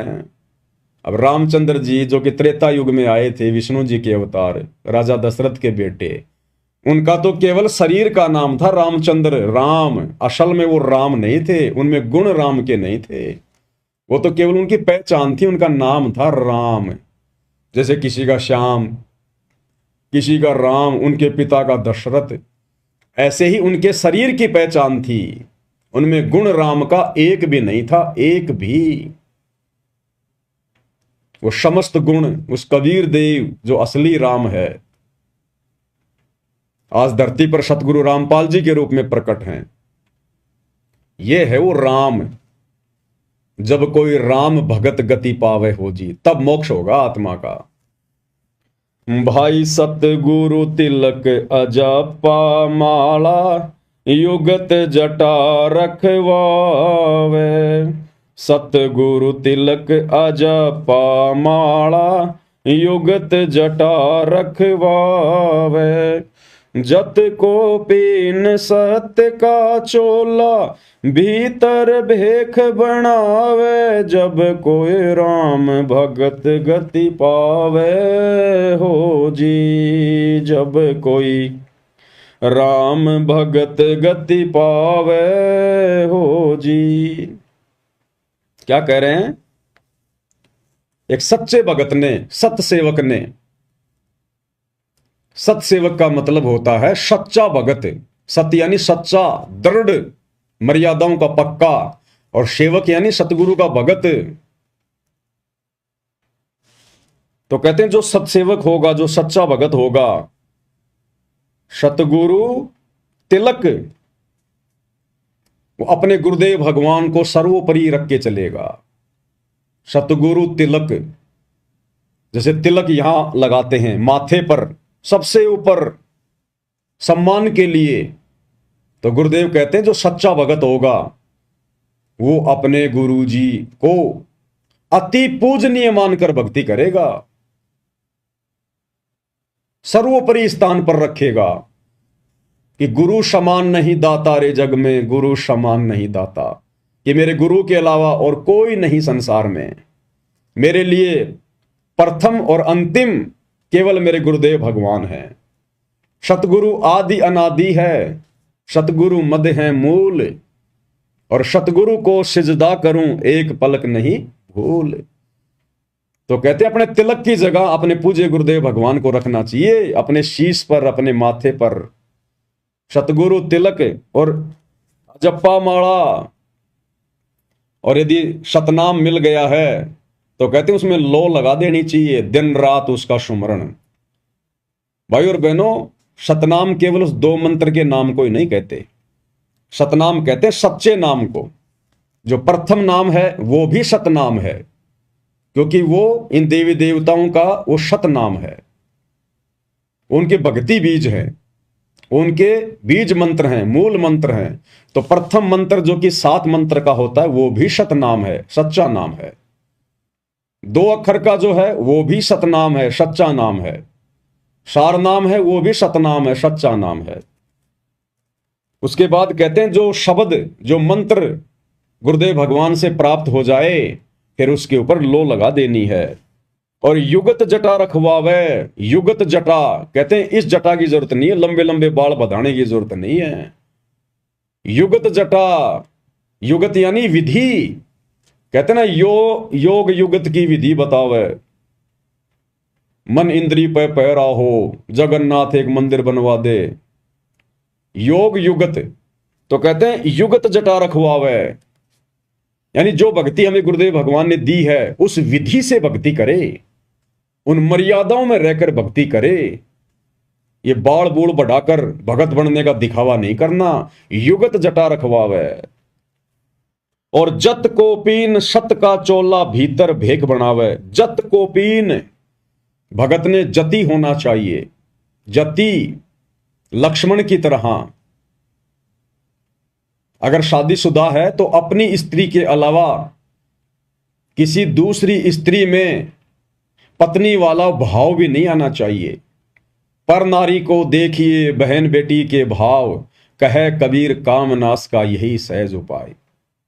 इसी प्रकार जो माता बहनें हैं उन्होंने भी अपने उस पति के अलावा जिसके साथ उनका संस्कार जुड़ा है, उसके अलावा दूसरे गैर पुरुष में वो पति वाला भाव शौपन में भी नहीं होना चाहिए। उसको कहते हैं जत को पीन और सत का चोला। सत का चोला यानी भगत ने हमेशा सत्य भाषण करना चाहिए, झूठ नहीं बोलना चाहिए। साच बराबर तप नहीं, झूठ बराबर पाप, और जाके हृदय साच है ताके हृदय आप। यानी उस सत्सेवक के साथ में फिर परमात्मा रहते हैं। और भीतर भेख बनावे, ये भारी दिखावा करने की जरूरत नहीं है। लाल पीले कपड़े पहन लिए, लंबे लंबे बाल बढ़ा लिए, लंबी लंबी दाढ़ी बढ़ा ली, कहते हैं ये आपकी पहचान नहीं होनी चाहिए। आपकी पहचान होनी चाहिए शास्त्र अनुकूल साधना से, मर्यादाओं में रहकर गुरुदेव ने जो भक्ति बता दी उस विधि से भक्ति करना। वो भगत के लक्षण, भगत के आचार विचार, भगत जैसा व्यवहार हमारे अंदर लोगों को दिखाई देना चाहिए। कहते भीतर भेख बनावे, यानी वो अंदर से भगत बनाए। बाहरी दिखावे से अगर आपको कोई भगत कह रहा है तो आप भगत नहीं है, परमात्मा को प्यारे नहीं है। आपके आंतरिक विचारों से, आपके बोलचाल से, उठने बैठने के तरीके से, आपकी नजर दृष्टि से लोगों को लगना चाहिए कि बहुत अच्छा आदमी है, बड़ा नेक आदमी है, नेक नीति वाला आदमी है। तो कहते हैं भीतर भेख बनावे। परमात्मा हमारे को अंदर से देखेगा कि हम कितने भगत हैं और कितने भगत नहीं हैं। बाहरी दिखावे से कोई भगत नहीं बनता है। भाई लोक लाज मर्याद जगत की तृण ज्यों तोड़ बगावे। लोक लाज मर्याद जगत की तृण ज्यों तोड़ बगावे। कामिनी कनक जहर कर जाने वो शहर अमरपुर जावे। जब कोई राम भगत गति पावे हो जी। जब कोई राम भगत गति पावे हो जी। क्या कह रहे हैं गुरुदेव भगवान? लोक लाज मर्याद जगत की तिनके जो तोड़ बगावे। इस भक्ति मार्ग में गुरुदेव ने बताया यदि हमने सफल होना है तो सबसे बड़ी जो बीमारी है, सबसे बड़ा जो रोग है, उसमें एक है लोक लाज और समाज की फालतू की मर्यादाएं, फालतू के नियम परंपराएं। कहते हैं अगर भगत ने भक्ति मार्ग पर सफल होना है वास्तव में, तो मौका तो गुरुदेव ने दे ही दिया, सत भक्ति दे दी, मार्ग तो हमारे को गुरुदेव ने बता ही दिया। उस मार्ग पर चलना तो हमने ही पड़ेगा। उस मार्ग की तमाम बाधाओं को तोड़ना, साइड में करना, वो हमने पड़ेगा। तो कहते हैं लोक लाज मर्याद जगत की तिनके जो तोड़ बगावे। बिल्कुल भी ना शर्मावे, बिल्कुल भी ना डरे, बिल्कुल भी ना घबरावे। अगर हम जिस परिवार में रह रहे हैं, जिस समाज में रह रहे हैं, रिश्तेदारी, अगर हमारी मर्यादाओं के बीच में अगर उनकी कोई परंपरा बाधा बन के खड़ी होती है जहां हमारी मर्यादा टूटनी हो, कहते हैं कोई शर्म नहीं करनी, चाहे जीजा हो, चाहे फूफा हो, चाहे साड़ा हो, चाहे मामा हो, कोई भी हो, हाथ जोड़ लेने। लड़ाई झगड़ा नहीं करना, मनमुटाव नहीं करना, ऊंचा नहीं बोलना, आधीन भाव से कि भाई देखो मैं तो उपदेशी हूं, आप लोगों को पता ही है, मैंने उपदेश ले रखा गुरुदेव का और ये हमारी मर्यादाओं में नहीं है, मैं इसमें आपका कोई सहयोग नहीं कर सकता, माफी चाहता हूं। फिर वो चाहे नाराज हो चाहे प्रसन्न हो, वो अगले का काम है। हमने वहां से तुरंत बैक हो लेना है, उन समाज की मर्यादाओं से बिल्कुल हट जाना है। और अगर लोक लाज में आ गए, शर्मा शर्मे में आ गए, दबाव में आ गए, अब लोक लाज में शर्मा शर्मे में आकर मर्यादा वो ही तोड़ेगा जो ज्ञान अच्छे से नहीं समझेगा। और मर्यादा टूटी तो फिर गए हम काम से, सावधानी हटी दुर्घटना घटी।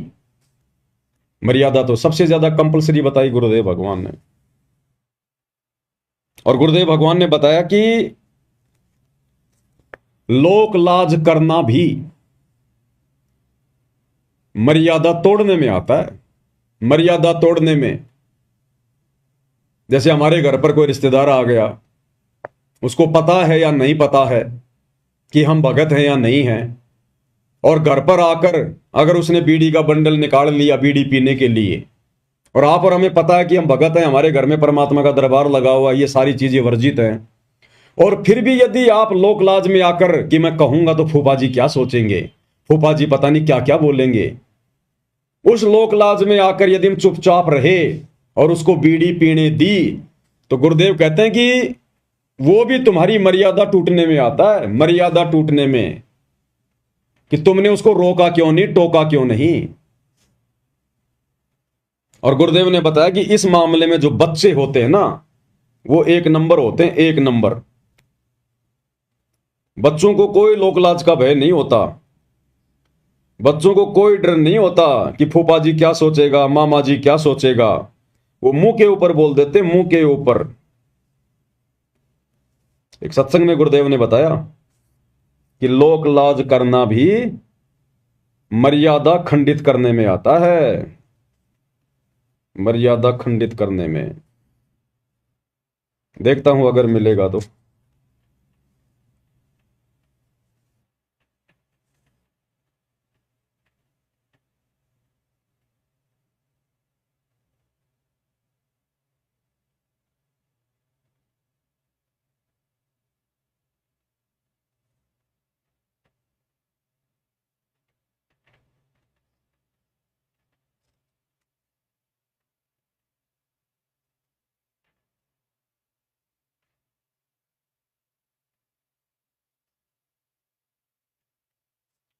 क्या करें गुरुदेव भगवान, ध्यान से सुनिएगा।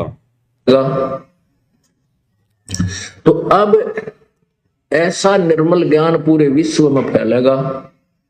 ठीक है, कोई 2-4-10% कर्महीन इंसान होंगे, वो तो अलग बात है। जहां 90% इंसान ठीक हो जाएंगे, उन 10% की बाहर पड़े को नहीं, उनकी नहीं बसावेगी, उन्हें सीधा होना पड़ेगा।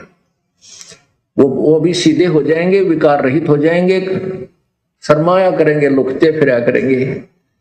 अब विचार करना, हमारे जो भक्त हैं, हमारे भक्तों के भगत तो थोड़े बहुत शर्मा जाते हैं रिश्तेदार ने नु के हमारे घर में बीड़ी ना पिए, हालांकि वो ना ऐसा शर्माना, लोक लाज करना नाम खंड करता है। लेकिन क्या करें गुरुदेव कि वो ऐसा ना कहना, उसको ना टोकना, ना रोकना और लोकलाज करना, शर्मा शर्मी में ना कहना, कहते हैं वो भी मर्यादा खंडित करने में आता है, उससे भी भगत का नाम टूट जाता है। ध्यान से सुन लीजिए। हमारे जो भक्त हैं, हमारे भक्तों के भगत तो थोड़े बहुत शर्मा जाते हैं रिश्तेदार ने नु के हमारे घर में बीड़ी ना पिए, हालांकि वो ना ऐसा शर्माना, लोकलाज करना नाम खंड करता है। लेकिन बालक तुरंत कह देते हैं कि हमारे घर में बीड़ी नहीं पियोगे आप। तो फिर वो जो बीड़ी शराब पीने वाले हमारे भक्तों के घर में आ भी जाते हैं, तो कहीं छुप के गली में बाहर बैठ के जो करकाओं के देखो बालक तना देख ले इनका, आके फिर टोक दे तू बीड़ी पीवे, तो ऐसे डरा करेंगे फिर ये पाप करते हुए, और धीरे धीरे फिर ये बुराई छूट जाएगी, एक दूसरे को देख कर छोड़ेंगे। अब हमने ऐसी बुराई प्रारंभ की है, एक बीड़ी पीने लग गया, दूसरा दिखाइए, एक बार तो उसको बहुत बुरी तरह खांसी उठे, आंखों में पानी आवे, फिर जो मास्टर है ना पीने वाला, तो कोई बात ना, मेरे भी नहीं होया था, एक बार पी ले, उसने प्या के छोड़े और ट्रेंड कर देता है। ऐसे ही जब हम बुराई से दूर हो जाएंगे, हमारे संग में, हमारे बच्चों के संग में जो व्यक्ति आओगा, उसको भी नहीं कहेंगे भाई यहाँ बीड़ी मत पिए, मेरे धुआं चढ़ता है, मुझे नुकसान होता है, हमारे घर में हानि हो जाती है, तो फिर वो अब शर्मा कर छोड़ देंगे बुराइयों। एक भगत कह रहा था जी, हमारे सारे घर में जो ना मांस खाते थे, हम भी खाते थे, अब ज्ञान हुआ तो मैंने, मेरी माँ ने, पान भाई और सब ने नाम ले लिया, मेरा पिताजी ना मान रहे, तो हमने बनाना ही बंद कर दिया। तो वो ढीठ है, बाहर चला होगा होटल पर बनाया, और वहां जो खान लगेगा ना, जब छोटा लड़का है मेरा, वो जाके दादा आज तू ये मुर्गे का मांस खाता है, एक दिन मुर्गा तो तू मुर्गा बनेगा, ये मनुष्य बनेगा, तुझे खाएगा। तो 1-2 बार तो उसने धमकाया, फिर जब भी खाता दिखा, जब पहुंचा तो बुढ़ा फिर छुप के बाथरूम में बैठ के खाने लग गया, कुआड़ मुंह के, अरे छोड़ता नहीं। तो क्या कहा गुरुदेव भगवान ने, लोक लाज करना भी मर्यादा खंडित करने में आता है, नाम तोड़ने में आता है। तो हाँ परम भगत भाई बहनों ने लोक लाज भी नहीं करनी, लड़ना भी नहीं, झगड़ना भी नहीं, प्यार प्रेम से बोल देना है। और दूसरे के घर पर आए हुआ व्यक्ति फिर जबरदस्ती भी नहीं करता है कि हम उसको कहेंगे और वो ना माने, ऐसा नहीं हो सकता। अपने घर पर वो 100 बार ना माने, लेकिन हमारे घर पर अगर कोई बीड़ी पीने की चेष्टा करेगा और हम उसको मना करेंगे, वो जबरदस्ती फिर नहीं पी सकता। लेकिन हम उसको कुछ कहेंगे ही नहीं, तो बताओ फिर वो कैसे मानेगा। तो गुरुदेव कहते हैं लोक लाज करना भी, शर्मा शर्मी भी मर्यादा तोड़ने में आता है। तो मालिक कहते हैं लोक लाज मर्याद जगत की, तिणके जू तोड़ बगावे। और ये मर्यादाएं, ये फालतू की लोगों ने जो मर्यादाएं बना रखी हैं, शादी विवाह में जाना, दुनिया भर का दिखावा करना, लेना देना, दहेज, घोड़े, बैंड बाजे, और फालतू का ये जन्मदिन मनाना, अन्य जो होली, दिवाली, दशहरा, मकर संक्रांति, दुनिया भर के त्योहार, दुनिया भर के उस दिन पाखंड। तो हमने इन संसार की समस्त मर्यादाओं से हटना पड़ेगा। हमने सहयोग भी नहीं करना उनमें, सहयोग भी किसी भी प्रकार का। तो मालिक कहते हैं भाई लोक लाज मर्याद जगत की, तिणके ज्यों तोड़ बगावे, जब कोई राम भगत गति पावे। और आगे क्या करें परमात्मा, कामिनी और कनक जहर कर जाने, वो शहर अगमपुर जावे। कामिनी कनक जहर कर जाने, वो शहर अगम अमरपुर जावे, जब कोई राम भगत गति पावे हो जी। कामनी, कामनी यानी स्त्री, औरत, और कनक, कनक यानी सोना।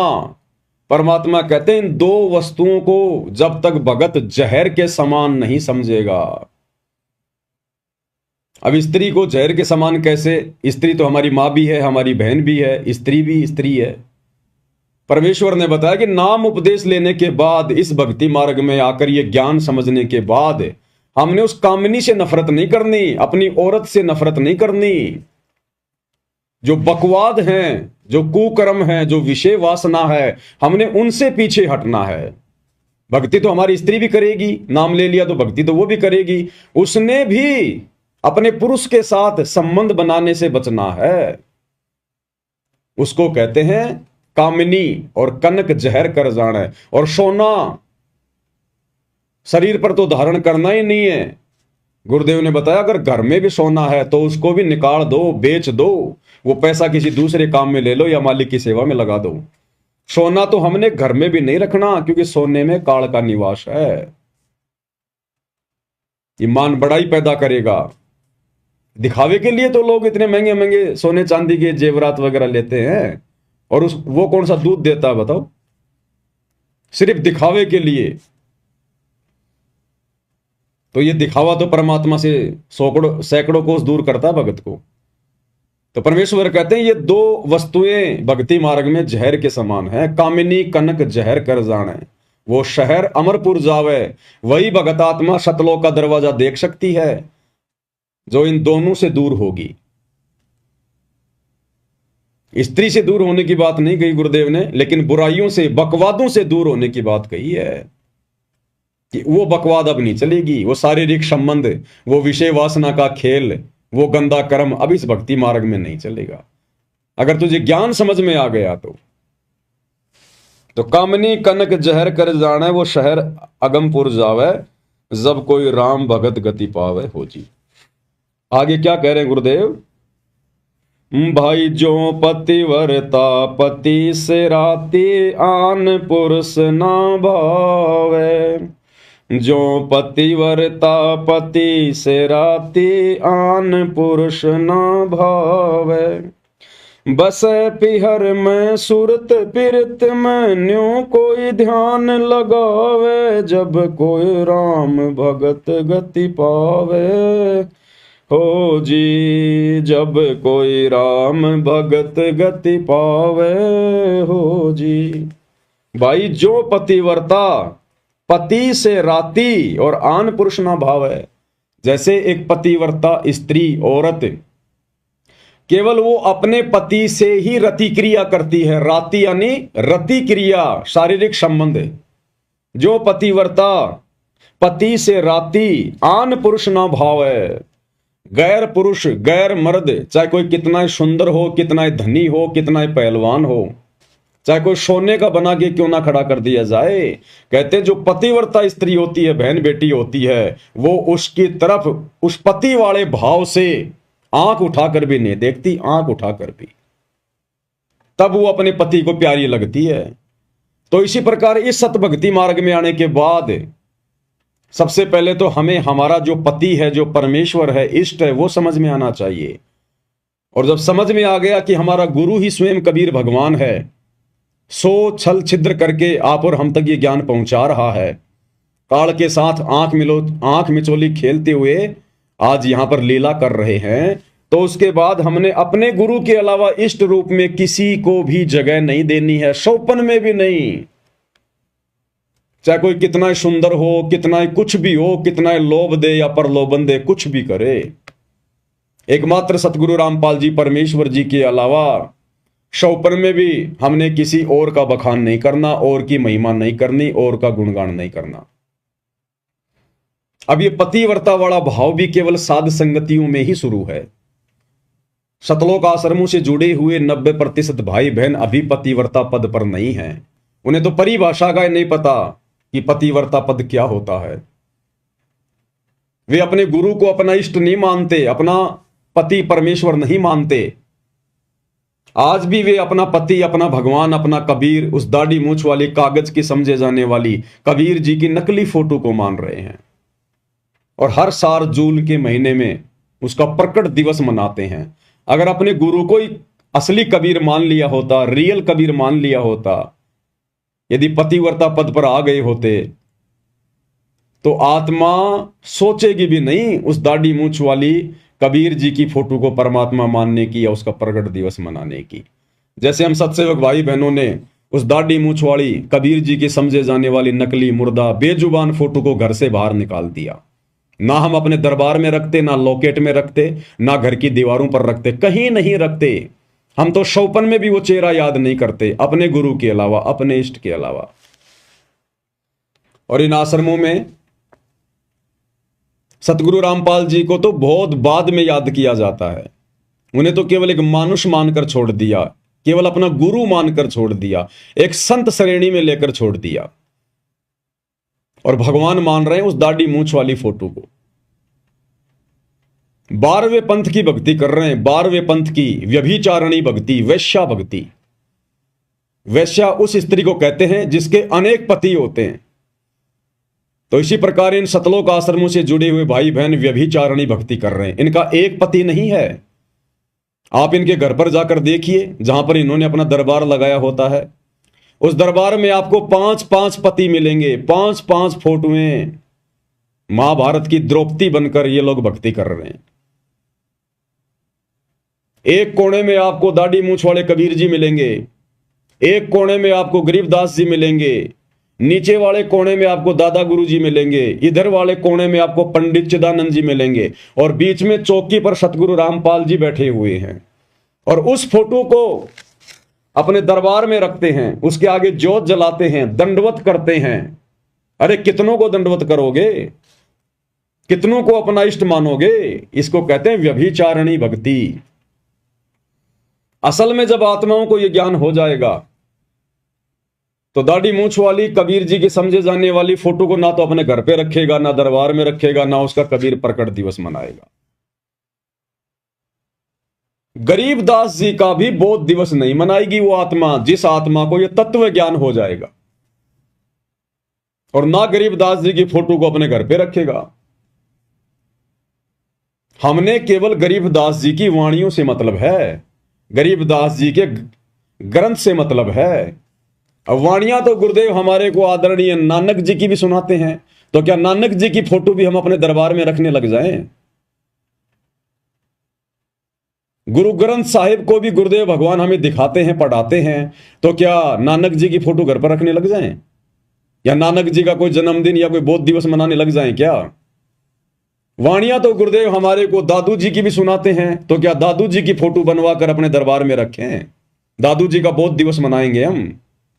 हमने केवल उन महापुरुषों की वाणियों से मतलब है, उनकी शकल सूरत से मतलब नहीं है, उनके जन्मदिन या बोध दिवस से हमें कोई मतलब नहीं है।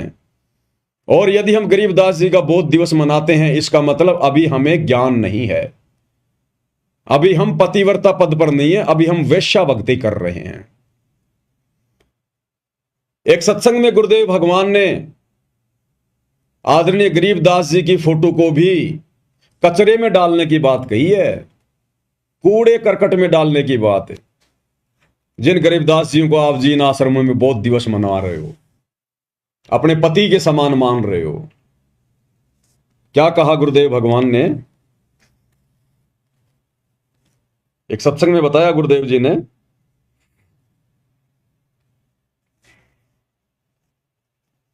छोटा सा सत्संग है।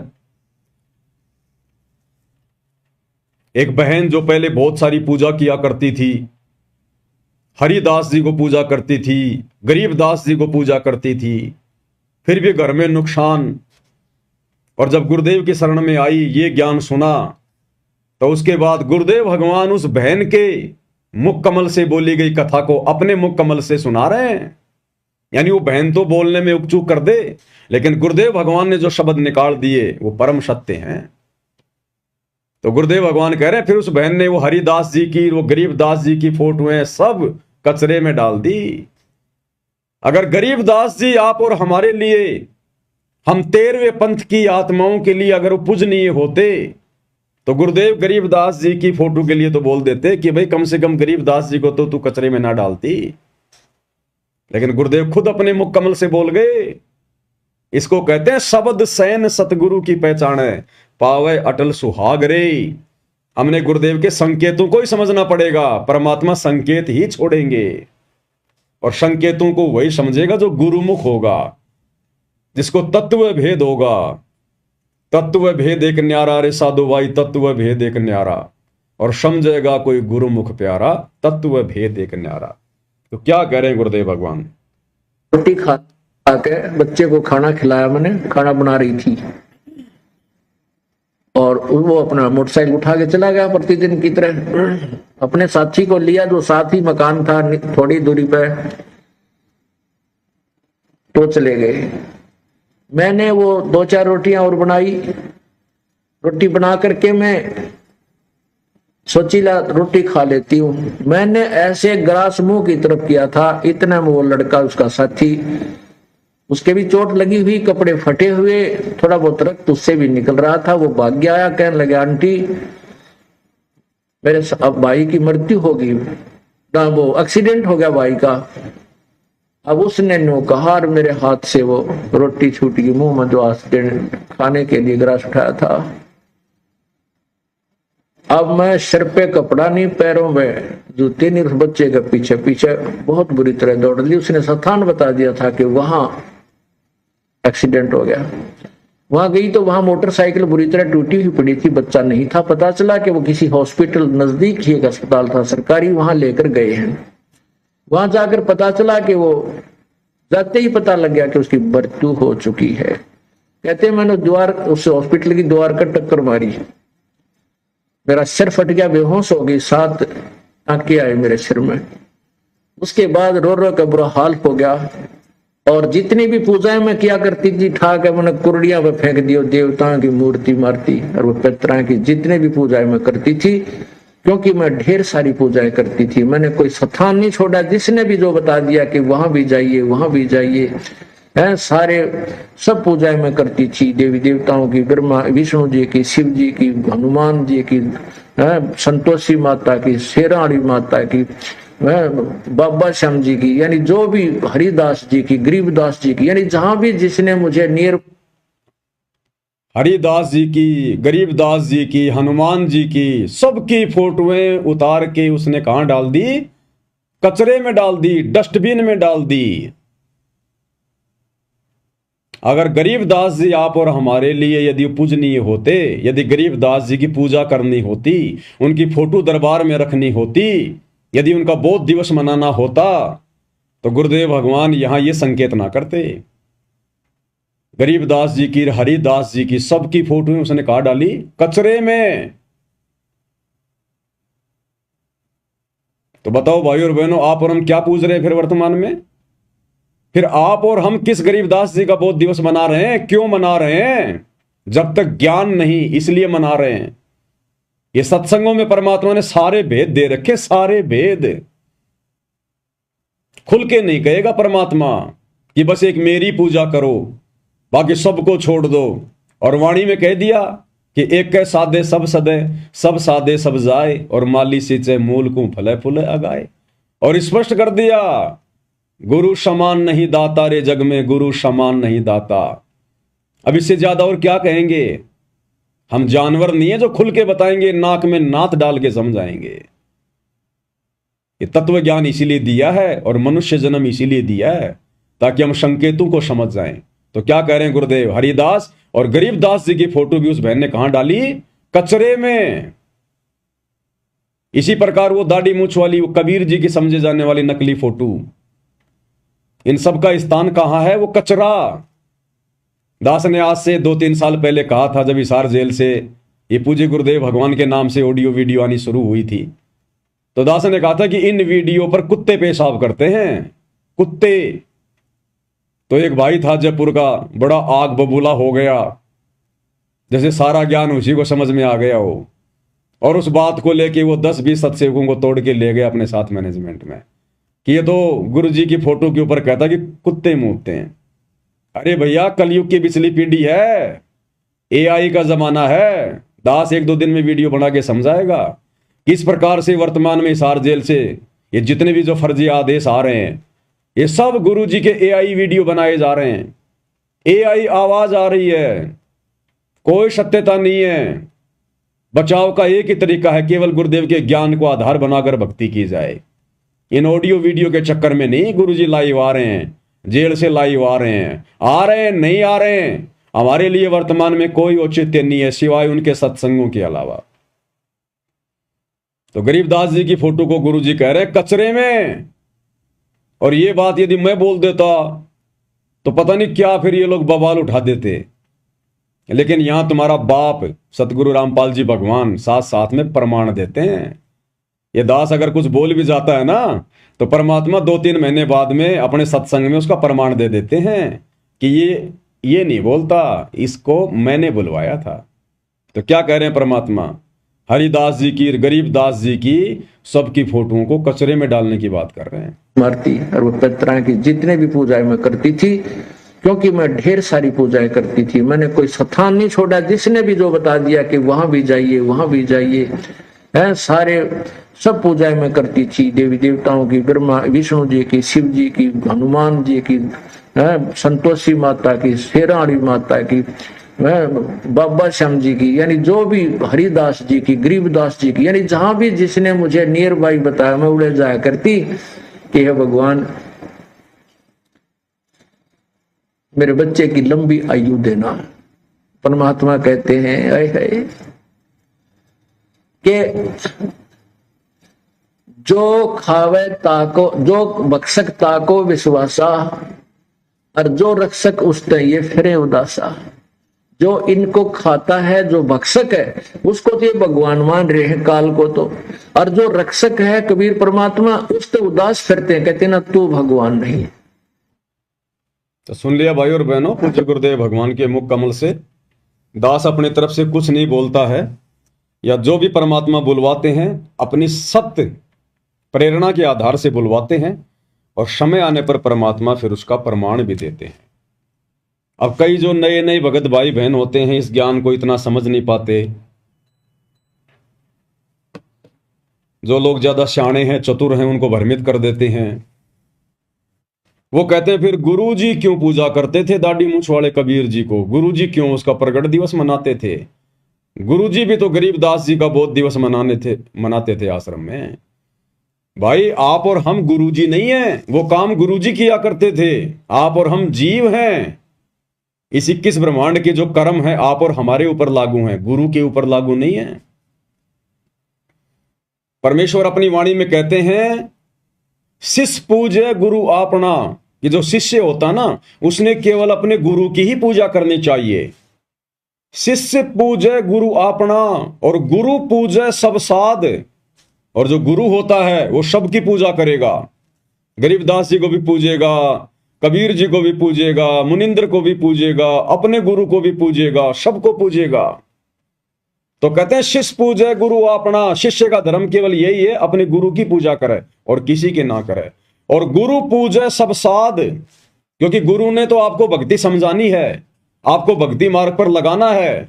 गुरु के ऊपर कोई काल का नियम, कोई कर्म लागू नहीं है। वो केवल नियमों में रहने की भूमिका करता है। तो उसने तो हमारे को सभी महापुरुषों की वाणियां समझानी है, ज्ञान समझाना है। गुरु तो सबका ही जो है वो पूजा पाठ करेगा, जो मर्जी करेगा। लेकिन भगत के लिए क्या आदेश है? शिष्य पूजे गुरु अपना और गुरु पूजे सब साध। कहे कबीर उन दोनों का मता बड़ा अगाध। कहते हैं उस गुरु के पूजने में और शिष्य के पूजने में, उन दोनों के बीच में बड़ा अंतर है, बड़ा भेद है, बड़े नियम है, बड़ी मर्यादा है। तो गुरु किसको पूज रहा है, गुरु क्या कर रहा है, वो हमारे लिए मायने नहीं रखता। हमने गुरु की जो करनी है उसको देख के नहीं चलना। गुरु की जो कथनी है, गुरु ने जो कथनी, जो कथ दी अपने सत्संगों के माध्यम से, हमने उसको आधार बना के चलना है, उसको भक्ति करनी है। तो गुरु ने कह दिया सब साध है कि भाई मालिक की जो वाणी है कि एक के साधे सब सदे और सब साधे सब जाए और माली सींचे मूल को फले फुले गाय। तो हमने केवल एकमात्र अपने गुरुदेव की ही पूजा करनी है, उन्हीं को साधना है। उनकी साधना में, उनकी पूजा में सबकी पूजा आ गई। अगर हम पेड़ की, अगर हम जड़ की पूजा करेंगे, जड़ में अगर हम खाद डालेंगे, पानी डालेंगे, तो वो खुराक पूरे पेड़ को जाएगी। हमने अलग से टहनियों को खाद देने की जरूरत नहीं है, और जो टहनियों को खाद देगा लोग उसको मूर्ख कहेंगे। हमने उनकी पत्तियों में खाद डालने की जरूरत नहीं, पानी डालने की जरूरत नहीं है, अगर कोई डालता है तो उसको लोग मूर्ख कहेंगे। उस पेड़ की जड़ में ही हमने पानी डालना होगा, खाद डालनी होगी, और कहीं नहीं। तो इसी प्रकार यदि हमने भक्ति पर सफल होना है, मोक्ष प्राप्त करना है, तो एकमात्र जो भक्ति की जड़ है, जो भक्ति का मूल है, सतगुरु, हमने केवल उन्हीं की पूजा करनी है, उन्हीं की सेवा करनी है। अन्य ना गरीबदास जी की, ना दाढ़ी मूछ वाले कबीर जी की, ना हमारे दादा गुरु जी के, ना पंडित जो है चिदानंद जी के, ना किसी और की। उन महापुरुषों की वाणियां यदि हमारे लिए उपयोगी हैं, भक्ति में सहयोगी हैं, तो हमने उनकी वाणियों का सहारा लेना है, उनकी फोटोओं का सहारा नहीं लेना। उनके जन्मदिन और उनके वो प्रकट दिवस और उनके वो बोध दिवस नहीं मनाने हमने, अन्यथा फेल हो जाएंगे फिर भक्ति मार्ग पर। तो परमेश्वर कहते हैं, जो पतिव्रता पति से राती, आन पुरुष ना भावै। हमने भी उसी पतिव्रता स्त्री की तरह भक्ति मार्ग पर पतिव्रता आत्मा का रोल निभाना है। अपने गुरु के अलावा हमने शौपन में भी किसी और अन्य देव या महापुरुष या साधु संत की तरफ आंख उठा के भी नहीं देखना। एक बात बताइए, जब हम भाई बहन नाम उपदेश लेते हैं, तो आजकल तो पता नहीं ये आश्रम वाले नियम बताते हैं कि नहीं बताते हैं, लेकिन जब हमने सतलोक आश्रम बरवाड़ा से नाम उपदेश लिया था, और वैसे भी जब हम डीवीडी से नाम उपदेश जब हम लेते हैं, तो गुरुदेव भगवान उसमें बताते हैं कि बच्चों, अब आपने घर पर जाकर केवल अपने परमात्मा की फोटो दरबार में रखनी है। उस दरबार में अन्य किसी भी साधु संत महात्मा की फोटो नहीं रखनी। बोलते कि नहीं बोलते गुरुजी कि आपने दरबार में अब अन्य किसी देवी देवता या साधु संत महात्मा की फोटो नहीं रखनी है। तो गरीबदास जी कौन है? अन्य साधु संत हैं, अन्य महात्मा हैं। वो 12वें पंथ के गुरु थे। अब 12वें पंथ के गुरु की फोटो हम अपने गुरु जी के बराबर में क्यों रखें? हमारे गुरु जी तो 13वें पंथ के गुरु हैं ना, हम 12वें पंथ के पंथी, हम तो 13वें पंथ के पंथी हैं।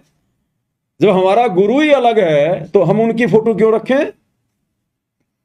तो गुरुदेव ने तो स्पष्ट कर दिया, संकेत कर दिया कि बच्चों, दरबार में अन्य किसी भी देवी देवता और साधु संत महात्मा की फोटो नहीं रखनी। तो गरीबदास जी संती तो थे 12वें पंथ के, हमारे दादा गुरु जी संती तो थे, पंडित चिदानंद जी संती तो थे, कबीर जी की दाढ़ी मूछ वाली फोटो वो नकली फोटो, वो भी एक संत के रूप में थे, संत की भूमिका में थे, हम क्यों रखें?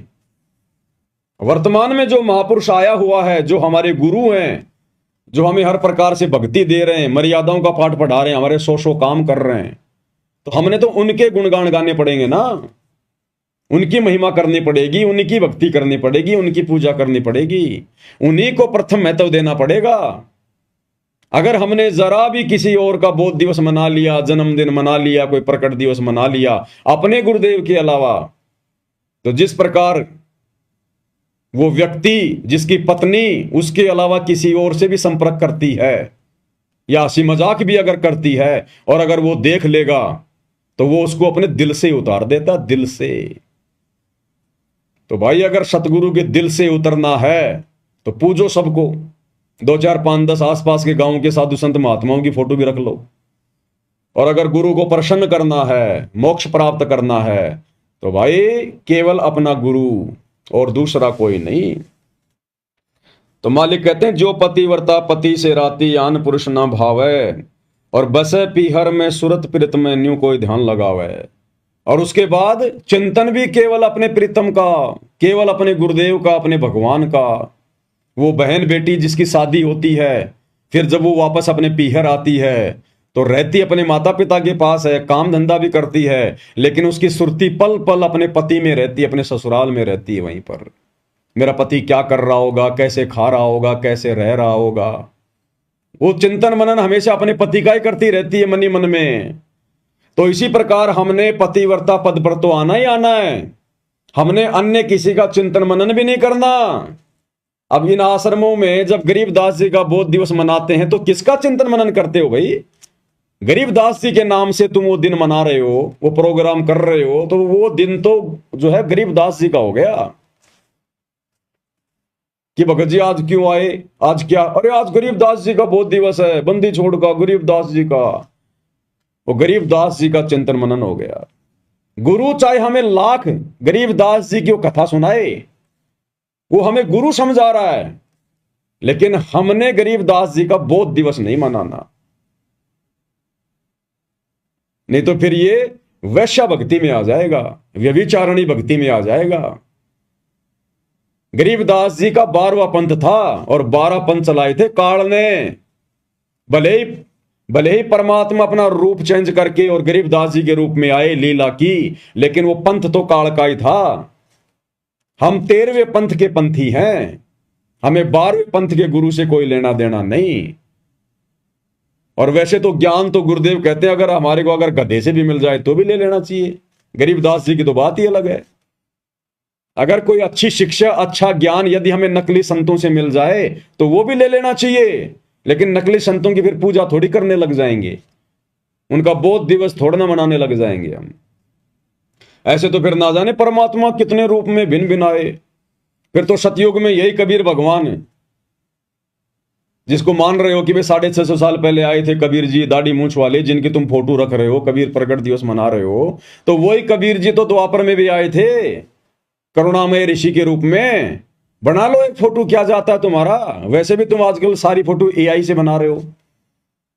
जब से हम सत्सेवकों ने दाढ़ी मूंछ वाले नकली कबीर की फोटो फाड़ी है, तुम आश्रम वालों ने एआई से लंबी लंबी दाढ़ी मूंछ वाले गोरे गोरे से कबीर जी बना लिए, तो एक करुणामय जी भी बना लो। फिर त्रेता युग में परमात्मा ऋषि मुनिंद्र के नाम से आए थे, एक मुनिंद्र की फोटो भी बना लो। सतयुग में सतसुकृत नाम से आए थे, एक सतसुकृत वाली फोटो भी बना लो। और इनके भी बोध दिवस मनाना शुरू कर दो, तुम्हारा तो बहुत अच्छा धंधा चलेगा। तुम्हारे तो तीन जो है पाठ और बढ़ जाएंगे 3-3 दिन के, कि भाई फला फला दिन को और ऋषि करुणामय जी का प्रकट दिवस है, फिर ऋषि सुसकृत जी का प्रकट दिवस है, मुनिंदर जी का प्रकट दिवस है। अरे तुम लोगों ने मुनिंदर जी के नाम से मुनिंदर धर्मार्थ ट्रस्ट तो बना ही लिया, अरे उनका प्रकट दिवस भी मनाने लग जाओ। और उससे भी जी ना भरे तो मुनिंदर जी का निर्वाण दिवस, सतसुकृत जी का निर्वाण दिवस, करुणामय जी का निर्वाण दिवस, वो भी मनाने लग जाओ। तो ये व्यभिचारणी भक्ति है, वैश्या भक्ति है, इससे गुरु प्रसन्न नहीं होगा। तो कहते हैं हमने चिंतन मनन भी एकमात्र अपने गुरुदेव भगवान का करना है। जैसे वो पतिव्रता स्त्री बहन बेटी पीहर में रहकर भी अपने पति के विषय में ही चिंता करती रहती है। बसे पीहर में सुरत पिरत में न्यू कोई ध्यान लगावे, जब कोई राम भगत गति पावे। बाई निंदा स्तुति मान बढ़ाई, मन से मार गिरावे। निंदा स्तुति मान बढ़ाई, मन से मार गिरावे।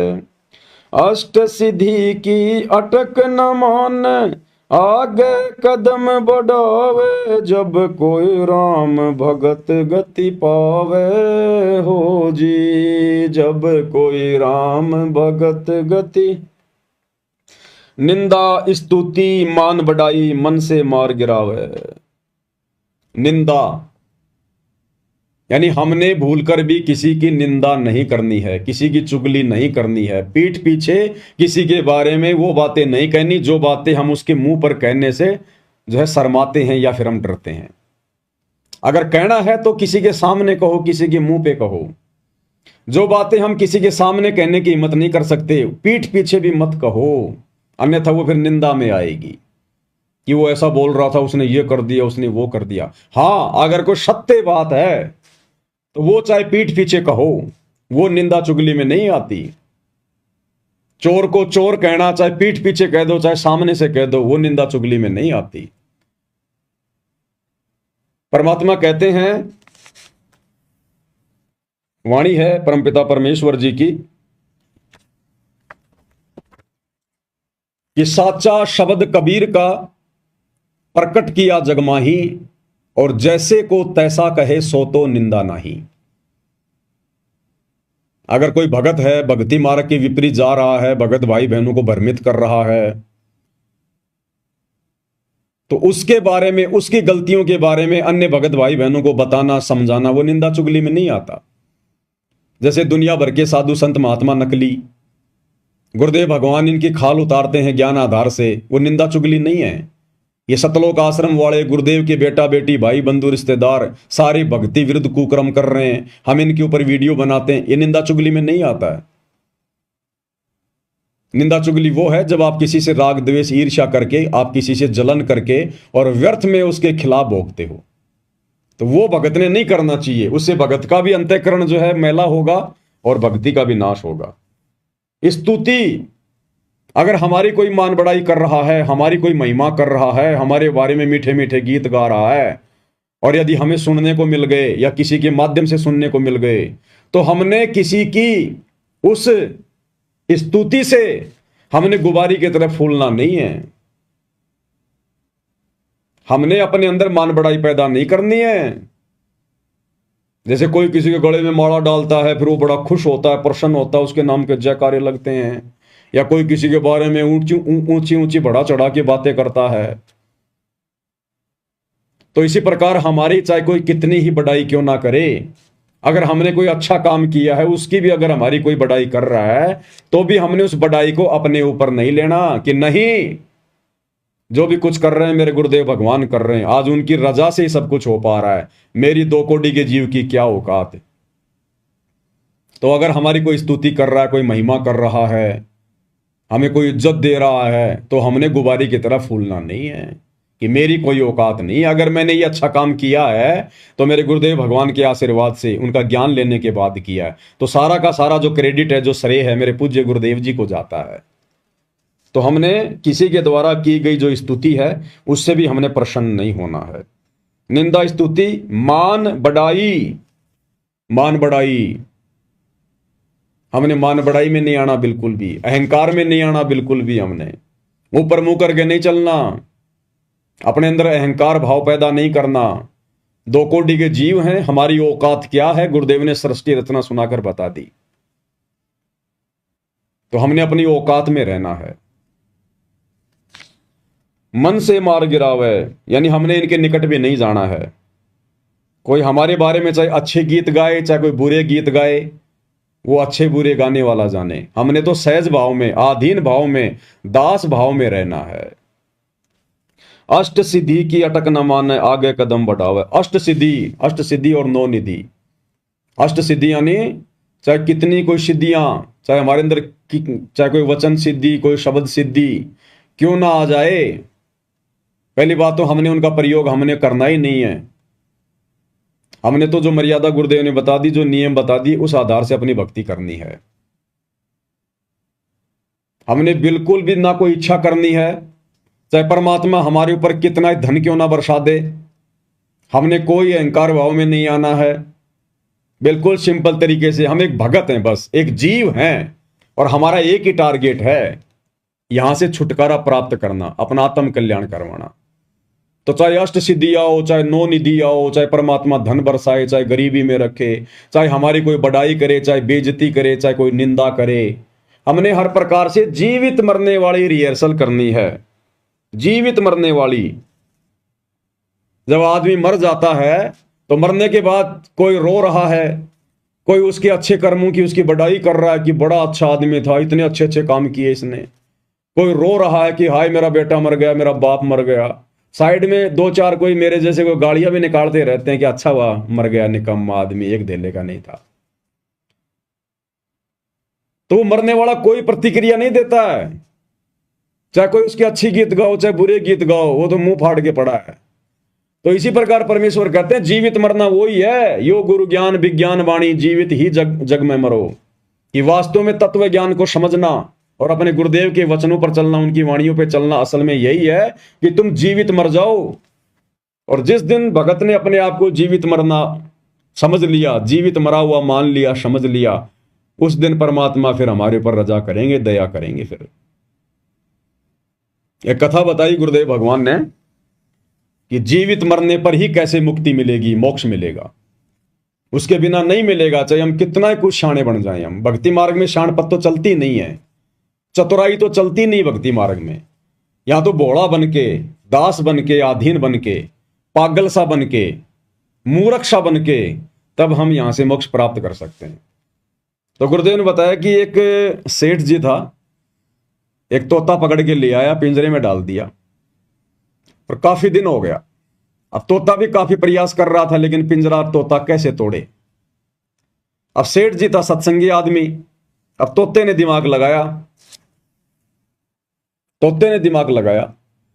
तो जब सेठ से परिवार सत्संग सुनने जाने लगा तो तोते ने कहा कि सेठ जी एक प्रार्थना है, बता भाई। गुरुदेव से मेरी अर्ज करना, मेरी प्रार्थना करना कि गुरुदेव ऐसे ऐसे मेरे घर पर एक तोता है और उसने ये पूछा है कि मेरी मुक्ति कैसे होगी। तो बोला ये तो कोई बड़ी बात नहीं, मैं पूछ दूंगा गुरुजी से। चले गए, सत्संग सुना। आते समय सेठ जी को ध्यान आया कि तोते राम ने प्रार्थना की थी। गुरुदेव के पास गया, सारी बात बताई। अब जब वो तोते वाली बात बता रहा था सेठ जी अपने गुरुजी से, उसी समय गुरुजी एकदम चक्कर खा के गिर गए, बेहोश हो गए। अब सेठ जी ने देखा भाई ये तो गुरुजी मर गए, तेरे ऊपर हत्या का मुकदमा लगेगा। चुपचाप निकल लिया वहां से। घर पे आया, तोते ने पूछा सेठ जी मेरी प्रार्थना लगाई गुरुदेव से। सेठ ने कहा निकम्मे, काहे की तेरी प्रार्थना, मरवा देता तू मेरे को। क्या हुआ? बोला जब मैंने तेरी प्रार्थना गुरुजी से लगाई ना कि गुरुजी हमारे घर ऐसे ऐसे तोता है और पिंजरे में रहता है, और उसने कहा कि गुरुजी से प्रार्थना करना कि मेरी मुक्ति कैसे हो, इस पिंजरे से मेरी मुक्ति कैसे हो।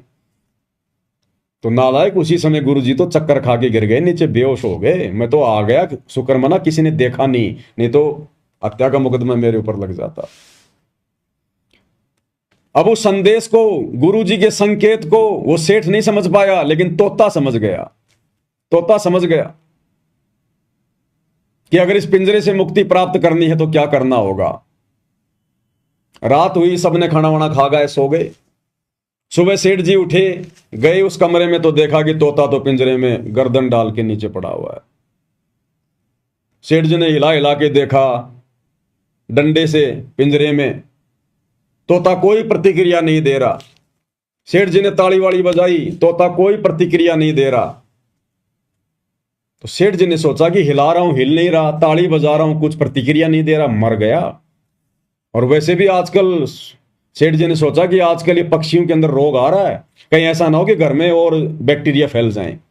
जल्दी से उसने वो पिंजरा खोला और तोते को बाहर निकाला।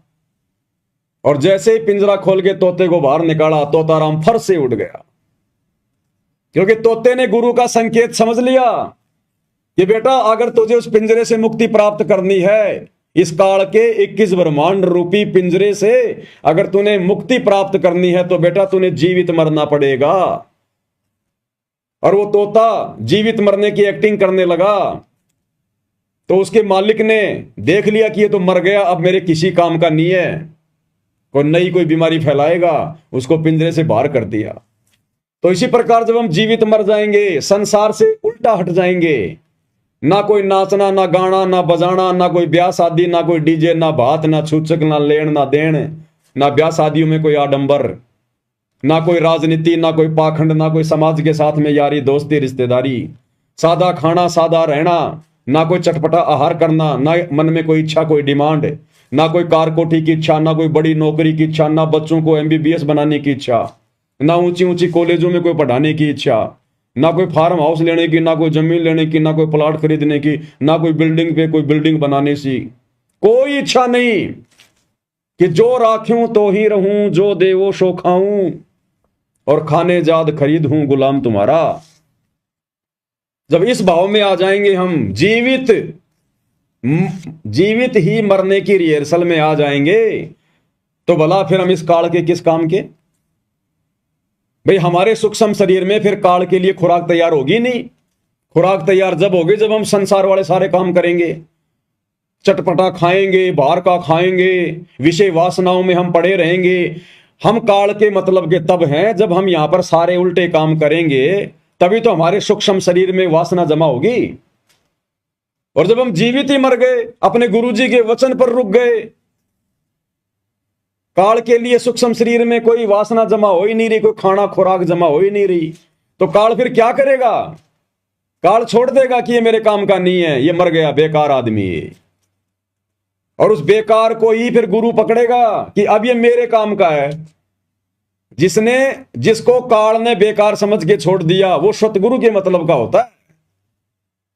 काल को चाहिए विकारी और सतगुरु को चाहिए निर्विकारी।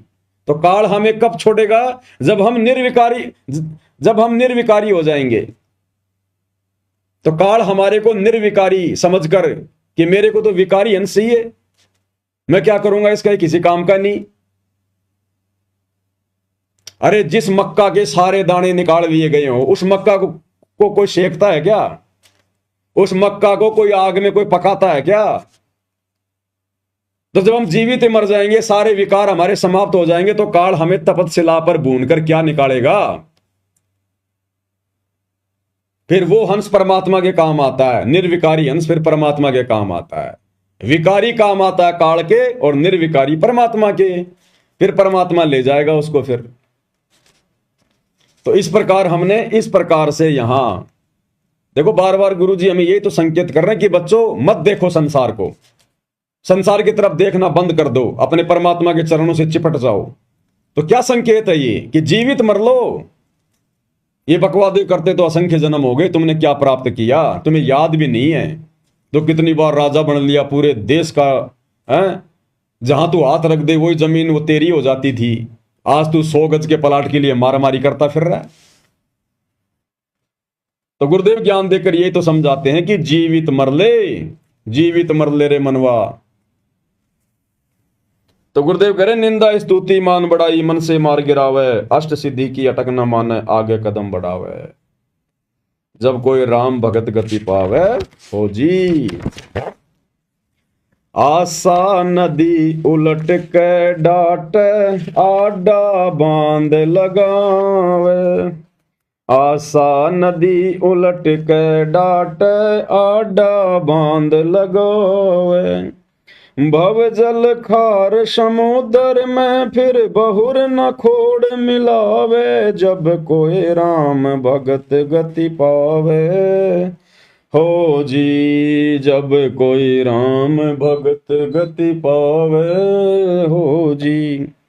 आशा नदी उलट के डाटे, ये मन में उठने वाली इच्छाएं आशाएं, ये कर लूं वो कर लूं, बेटा पढ़ा दूं, नौकरी लगा लूं, कोठी बना लूं, एक प्लॉट ले लूं, ये तरह तरह की जो मन में उठने वाली इच्छाएं, परमात्मा कहते हैं इनको रोके, उलट के डाटे, परमात्मा के ज्ञान आधार से इन पे रोक लगावे और आडा बांध लगावे। इस तत्व ज्ञान का आडा बांध लगावे। जैसे नदी के बीच में बांध बना दिया जाता है तो पानी वहीं रुक जाता है। तो परमात्मा कहते हैं जो मन की इच्छाएं, जो आशाएं हैं, जो ये तृष्णाएं हैं, इस तत्व ज्ञान से बांध लगा ले। बांध यानी मोटी दीवार लगा दे कि नहीं, अपने किसी काम की नहीं। यहां पर ये काल का सुख झूठा, यहाँ का लोक झूठा, ये नश्वर, कब मर जाए कोई भरोसा नहीं, असंख्य जन्म हो गए यहाँ। तो गुरुदेव के ज्ञान को आधार बनाकर हमने मन में उठने वाली उन इच्छाओं का दमन करना है। आशा नदी उलट के डाटे, आडा बांध लगावे। और भवजल खार समुद्र में, फिर बहुर ना खोड़ मिलावे। जब हम इतने दृढ़ हो जाएंगे, इस प्रकार से ज्ञान को आधार बनाकर अपने मन को रोक लेंगे, तो परमात्मा कहते हैं फिर इस भवजल में, भवजल खार, इस खारे समुद्र में फिर वापस हमारे को नहीं आना पड़ेगा। जन्म और मरण का चक्कर हमारा समाप्त हो जाएगा। बहुर ना खोड़ मिलावे, खोड़ यानी बार बार हमारे को फिर ये जन्म धारण नहीं करने पड़ेंगे। यहाँ पर फिर हम सतलोक चले जाएंगे, फिर इस भवजल में, इस खारे समुद्र में गोते नहीं मारेंगे। गगन महल गोविंद गुमानी, पलक माही पहुँचावे। गगन महल गोविंद गुमानी, पलक माही पहुँचावे। नितानंद माटी का मंदिर, नूर तेज हो जावे। जब कोई राम भगत गति पावे हो जी। अब यहाँ पर जो नितानंद जी हैं वो अपने गुरुदेव की, गुमानी दास जी की महिमा कर रहे हैं। और वैसे देखा जाए तो भाई और बहनों, ना तो महिमा के योग्य नित्यानंद जी हैं, ना उनके गुरु गुमानी दास जी हैं। क्योंकि जो गुमानी दास जी थे वे केवल विष्णु तक के ही उपासक थे, और नित्यानंद जी भी केवल उनकी भक्ति करके, उनके दिशा निर्देश अनुसार मर्यादा में रहकर केवल स्वर्ग तक ही गए हैं। तो नित्यानंद जी अपने गुरुदेव की महिमा कर रहे हैं कि गगन महल गोविंद गुमानी, पलक माही पहुंचावे, कि मेरे गुरुदेव एक पलक में मुझे उस अमरलोक में बैठा देंगे, अमरलोक में पहुंचा देंगे, इतने समर्थ हैं। और नित्यानंद माटी का मंदिर नूर तेज हो जावे और सदा सदा के लिए मैं अमर हो जाऊंगा, फिर मुझे नूरी शरीर मिलेगा वहां पर। तो ना तो नित्यानंद जी को मिला वो नूरी शरीर, ना वो अमर पद को प्राप्त हुए, ना उनका गुरु हुआ। आज हमें मिला है वो अमर पद प्राप्त करवाने वाला सच्चा गुरु। आज यदि किसी का महल नूरी हो सकता है, ये माटी का महल, ये मिट्टी का शरीर यानी नश्वर शरीर यदि तेजपुंज का हो सकता है, नूरी हो सकता है, तो केवल आप और हम सत्सेवक भाई बहनों का, सतगुरु रामपाल जी परमेश्वर जी के सच्चे भक्तों का, जो उनके वचन में रहकर अगर अपनी भक्ति को सफल कर गए तो ये मौका, ये सौभाग्य आप और हमारे पास में है आज वर्तमान में। तो भाई और बहनों, हम इसी प्रकार से पूज्य गुरुदेव भगवान की महिमा थोड़ा थोड़ा समय निकाल कर करते रहें, ताकि गुरुदेव भगवान की असीम दया आप और हमारे ऊपर बनी रहे और हमारी आत्मा स्थिर बनी रहे, दृढ़ बनी रहे। जब तक गुरुदेव भगवान अपने मिशन को पूरा करके हिसार जेल से बाहर नहीं आते, तब तक आप और हम भक्ति मार्ग पर जीवित रहें। हमारी जो सुरती है हमारे गुरुदेव भगवान के चरणों में लगी रहे। तो इसी प्रकार हम धीरे धीरे भक्ति मार्ग पर आगे बढ़ेंगे। तो आज की वीडियो में केवल इतना ही। गुरुदेव भगवान हम सबको आशीर्वाद दे, आज्ञा दे, सद्बुद्धि दे और इसी प्रकार हमें भक्ति मार्ग पर चलाते रहें। बंदी छोड़ सतगुरु रामपाल जी परमेश्वर जी की जय हो।